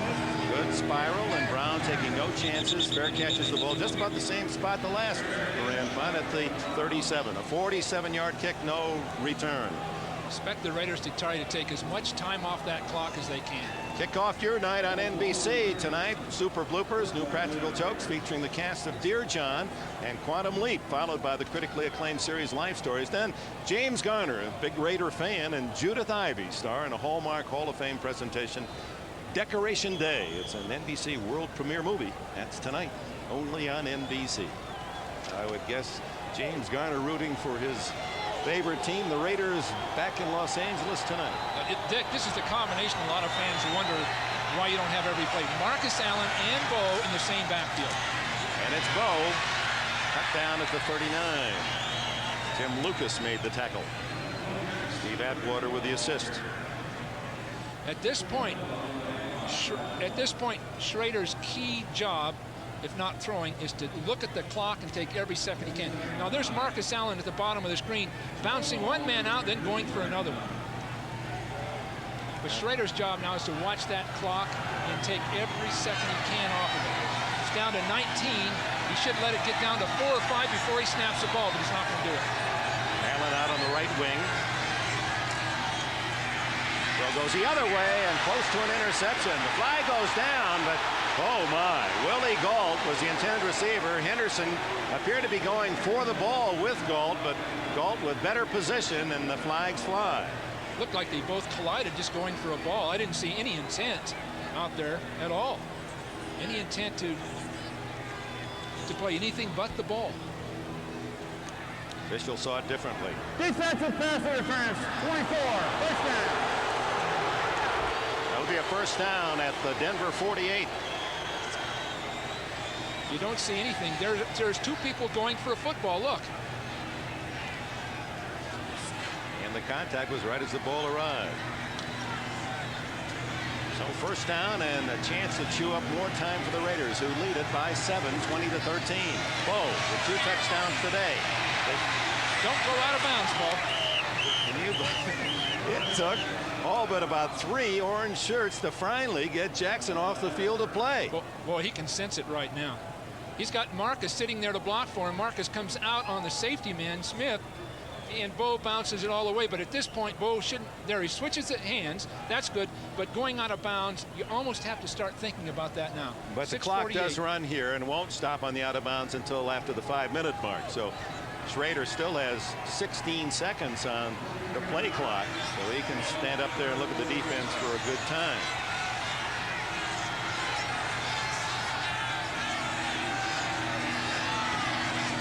Second down and 9. To Gault, that play has worked all day in front of Wyman Henderson. Plays it very loose on that corner, respecting the superior speed of Willie Gault, who now has 8 catches, 91 yards. Well, earlier I was saying go to the pass. Now I'm saying I'd say go to the run. Take every second off that clock and don't take a chance with that ball bouncing off somebody's pads and giving up an interception. Third down and 3. Short 3 at the 41.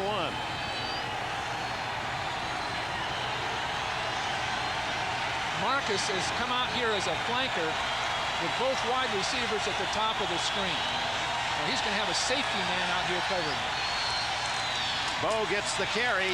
First down and more, easily to the 35-yard line. Let's quickly check the other scores, the late scores in the NFL today, as Los Angeles in control of the ball and a 7-point lead. Houston, Seattle tied. San Diego by 14 at home. They go for their 6th win. Indianapolis and Phoenix, that game still in doubt, and Dallas by just 1 against the Saints. That Dallas team sure improved in 1 year.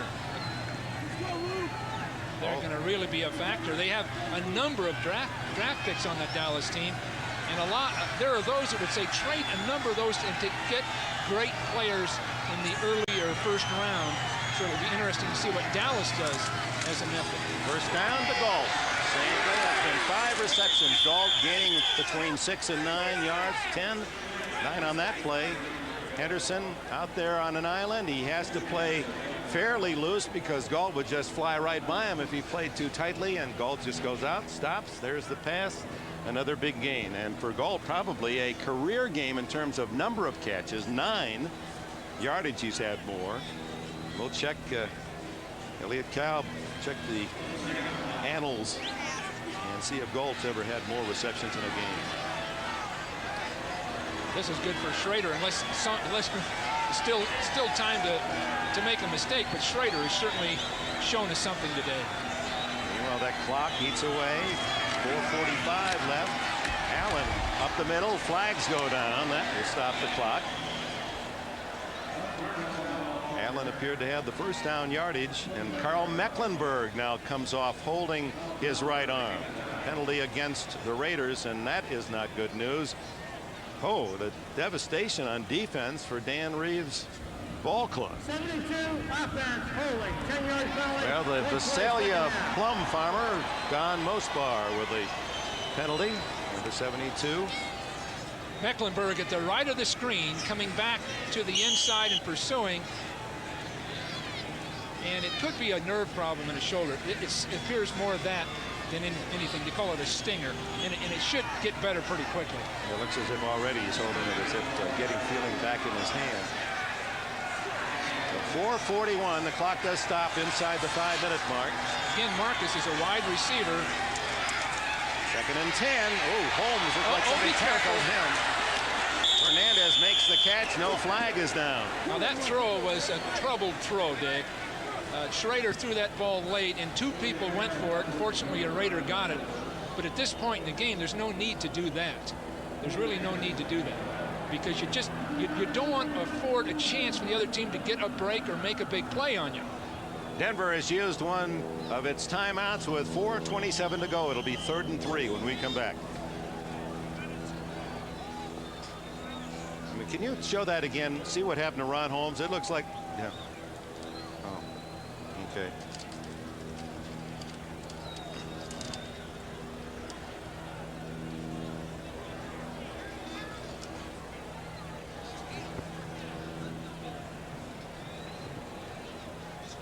Look at this. Look at this. Just tackles him as he's going to go get Schrader. Yeah, let's.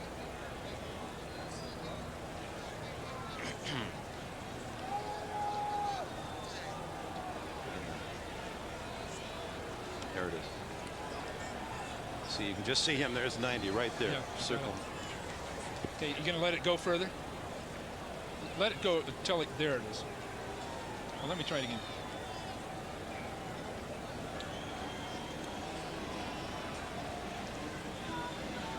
And you'll want me to circle it.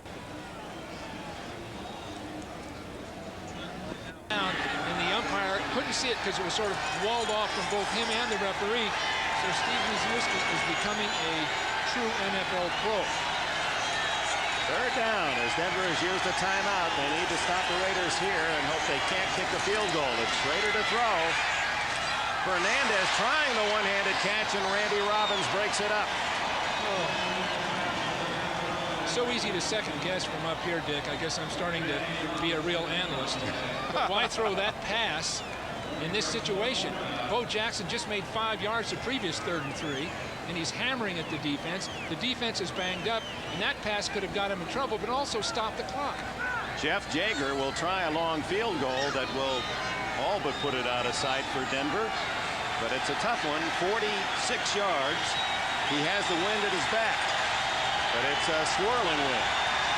He missed his extra point on the last touchdown. But this one is boom through there, and the Raiders lead by 10. Now that was a critical kick. That was one that can vault you into the playoffs. Jaeger from 46, and the Raider lead is now 23-13. Elsewhere, other NFL action. For an update, let's go to New York and Bob Costas. Schrader comes through. Just at the critical time, Galt gets a chance, and Bo makes the big play. It all fit together well for the Raiders.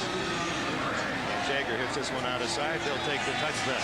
By the way, Willie Galt does indeed have a career-high 9 catches today for 99 yards. His best yardage, 133, when he was with the Bears against Denver, by the way. Derek Thomas, who led the NFL in sacks with 15 ever since that record 7-sack day, is now tied. He didn't play today, by the way, in New England. Bruce Smith with a couple for Buffalo is now tied with Thomas.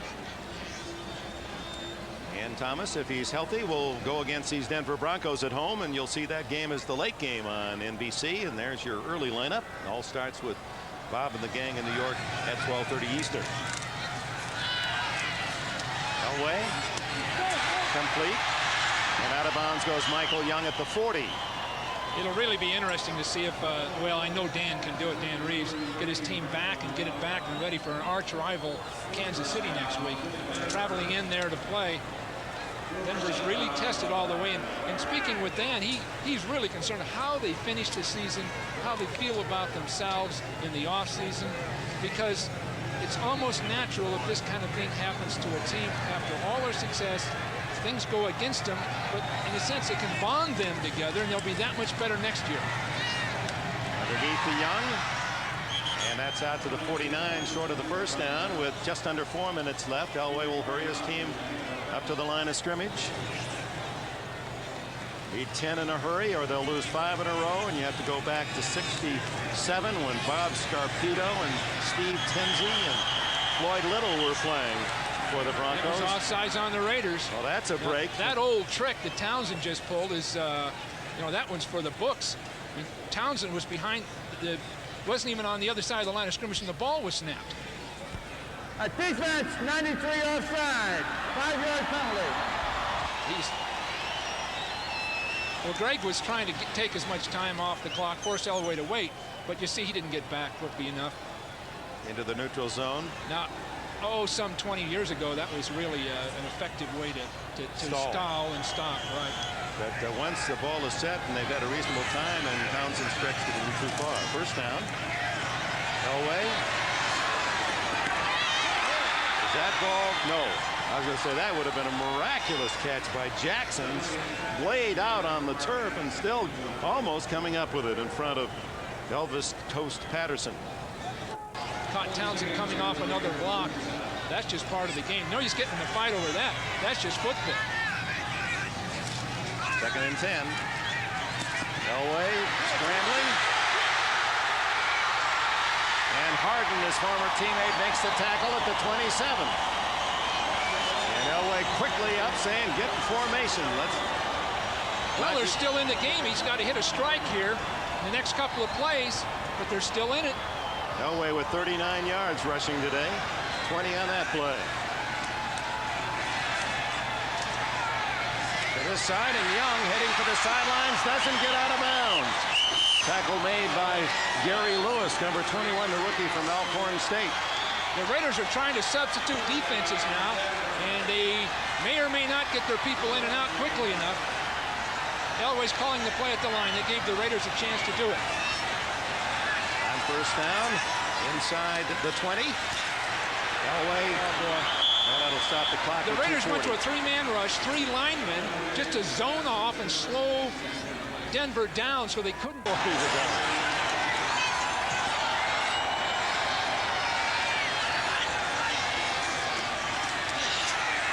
Elway. Heading for the sidelines. Picks up some more yardage and stops the clock. Used only 7 seconds on that play. It's short of a first down by a couple. Elway, the greatness of an Elway. There's Townsend on the sideline, I guess, getting a break and getting himself recovering, I guess, from all that exertion. Has 2 timeouts. They're at the 8-yard line.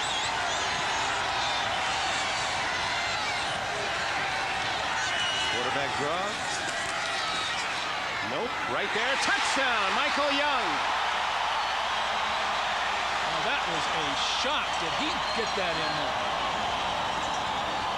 I thought Terry McDaniel was going to intercept it, and it got by him.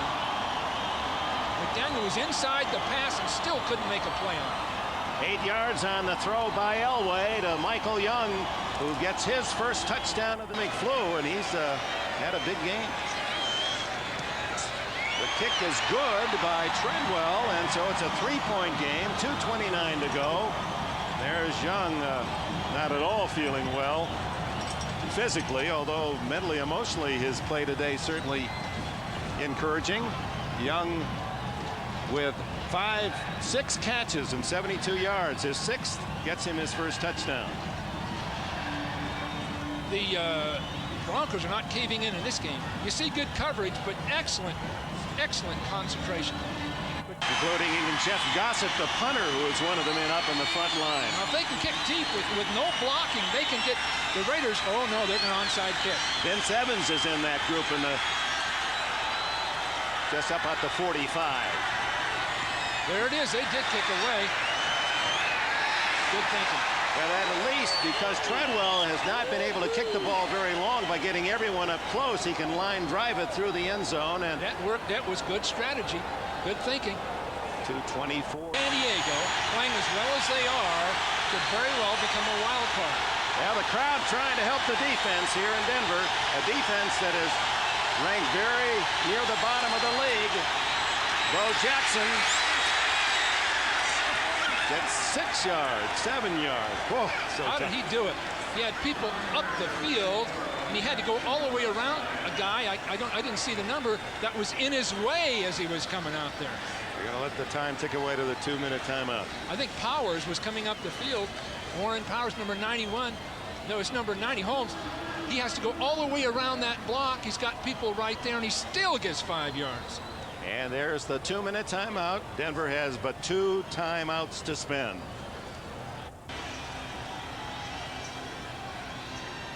Kansas City, he and the Raiders have found it tougher than they perhaps had planned. This Denver team, 3-8, forcing the action to the end, but 2 minutes to go, and a victory for Los Angeles will give them an 8-4 year and tied with Kansas City in the West. But first, 2nd and 4 at the 26. One more first down and it'll be over. And it's Bo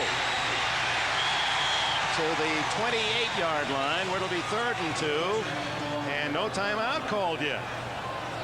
Look at Reeves. He can't believe no one has called timeout. Nearly 8 seconds ticked away before the Broncos at that 2nd timeout. And with a break, let's pause for this.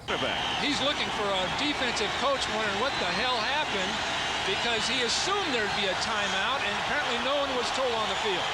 Here's the play, 3rd and 2. Denver stops him. They got a chance to get the ball in the field goal. First down, and it's over. Marcus Allen replaces Jackson. They're going to throw. And they don't make it. Ethan Horton was tackled just shy of the 30, although they're giving a very good spot. The spot is a terrific spot, and if it's on the 30, it's a first down, and Reeves tells it all.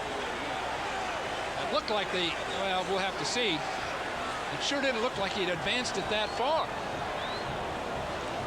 Well, if it touches the 30-yard line, it should be a first down. Play started at the 20. If that knows the ball's on the 30, it's a first down.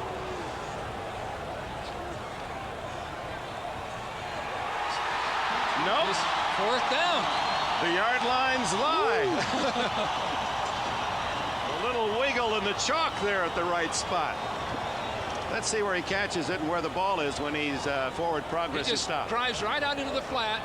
Now he has the ball, but, well, they placed that very well. Yes, they because did. his body was past the line, but the ball never did get past the line. Well done by the officials.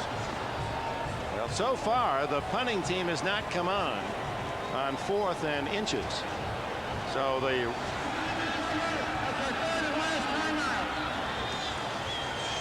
last time out for Dan Reeves. It's 4th and inches when we return. Go for it. Well, it's only inches, but if they miss. Here comes Bo. Now they should be in a goal line defense. Like they're on their own 1-foot line. They should be in that defense. Because if they make the first down, it's over anyway. So they just should be like it. Well, it is. It's like their own 1-foot line at this point. Or is this just trying to draw them offside with a long count? Yeah, they're in their goal line defense. This is an absolute risk and gamble if they try it.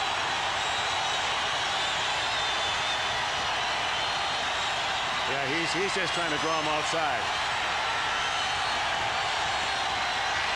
Yep. Pretty well done by Denver. It really was. They knew that it was most likely, but they had to play for it. Beautiful job. So Archell wasn't going to say that would have been a major league risk had he gone for it. Well, he probably never even gave it a thought other than exercising this, which they most likely practice 2 or 3 times a week. Dan Reeves' team fighting like the master himself. A punt return would be the difference. If you could get Here by Kansas City, who got another one today at New England to set an NFL record. Short kick, Johnson to the 40-yard line. Crunch there. Now Johnson handled that well too. He knew he had to take a shot at a return, because every yard at this point counts. If you're thinking of a 20 and missed extra point, giving Denver a chance to tie with a field goal. No timeouts left. 1.5 minutes remaining for Elway. He's going big time for Johnson, out of bounds. Great catch, but he was out of bounds. nice throw. Right in front of the Denver bench, and of course they all saw it with their heart.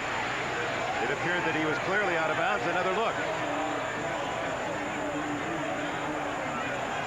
Uh-oh. Looks like he got it, Dick. Wow! They're How going to did look he at get it his again. feet? It looks like he got it. He looked as if he was 3 They're yards going to out have of to bounds. replay that. It was an out-of-bounds play. Yeah.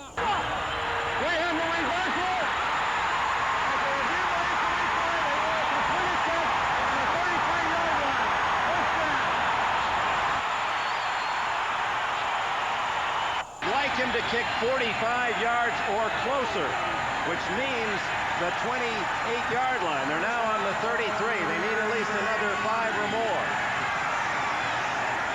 Plenty of time.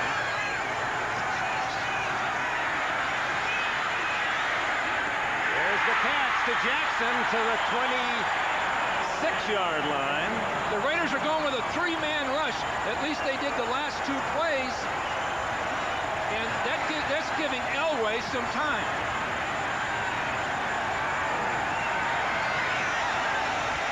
Elway trying to run the ball. Oh, he saw trouble coming at the 25-yard line. Terry McDaniel, we welcome those of you who have seen Phoenix come back to beat Indianapolis 20-17. A remarkable effort by the 3-8 Denver Broncos here in Mile High Stadium. Dick Denberg and Joe Walsh, we welcome you. The Raiders were ahead by 10. This is Elway going for a first down. The Broncos have no timeouts left, and the clock is ticking away. 34, 33. They've got to get up and out of there and get the ball. The clock stopped. Denver. Now they'll stop it to measure for the first down. They'll do that. They have to count on the officials to handle it. They're just stopping the clock to place the ball. See Bob Golick taking a breather underneath the pile there. Seemed to give the Raiders an unbeatable lead at 23-13. Playing incredibly inspired. No timeouts left for the Broncos.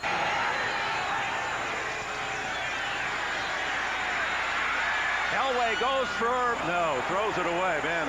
Someone from Vail, Colorado caught that on their way to the slopes. What you have to watch out for now, Dick, is a holding penalty. Now the umpire is just watching intently, as is the referee, and any kind of a holding penalty can knock the Broncos out of a field goal. So they've got to get the ball off quickly.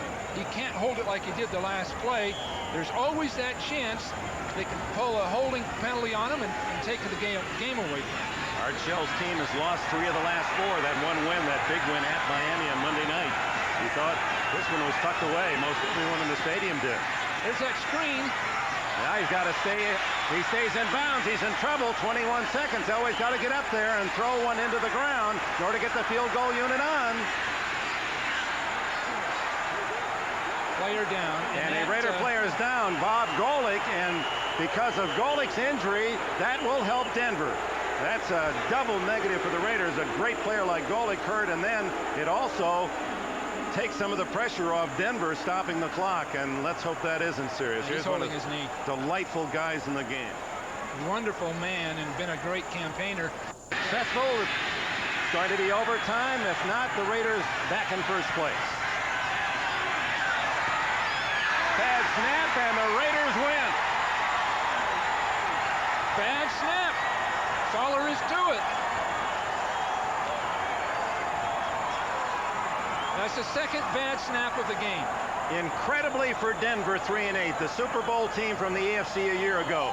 Dan Reeves' team here at home, toughest to beat in the entire decade of the 80s at home. This is the 6th game they played at home. 5 of them have been decided on the final play of the game. Although this technically won't be the final play. The Raiders will run off one play and it'll be over. But that's how close Denver has been throughout the season. And another tough one to swallow as they lose their 5th in a row. Well, that snap went right into the body of the holder. Take a look. And that gave time for someone like Robinson to come up and block it. But really the snap added about a second to the time it took to kick the ball. And Scott Davis celebrates. Jerry Robinson was the man who leaped high and got the right hand on it to deflect it. And Art Shell's team, a very tough, well-earned win here in Denver today. When Schrader snaps, that'll finish it. Stay tuned here on NBC for our big Sunday night lineup. NBC will donate $5,000 on behalf of all the players selected in today's games in the NFL to Ronald McDonald Children's Charities to help give kids a better tomorrow. And the Raiders did indeed need a blockbuster 62-yard run by Bo Jackson. Halftime lead to come back playing in the intense cold, have a chance at tying the game and send it to overtime, but it didn't work for the Broncos. Les Shapiro is live in the Broncos locker room now, where Denver has just lost 23-20 to the Raiders. Les?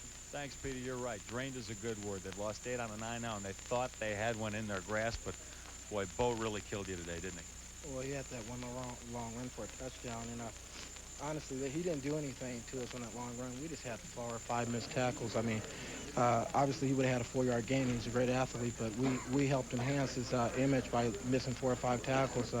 That could have probably hemmed him up. He went all the way for a touchdown. You guys really played well again, except for a couple plays where Bo got into the end zone. Well, yeah, that's been the story of this season for us. I mean, we have played well most of the time, except for 1 or 2 plays, and those 1 or 2 plays are always the ones that come back to haunt us. Boy, so close and yet so far. It looked like you guys might pull this one out and get back on the right track, and yet the arrows let out of your balloon at the end. Well, you know, I knew they were a tough team, and we knew that we had to battle, but we felt like if we took them into overtime, we would have won the game. I think we were coming on, as far as emotion was concerned. I mean, the momentum was on our side, and then the air let out of our balloon by a field goal that just didn't go for us. All right, Ron Holmes, thanks a lot.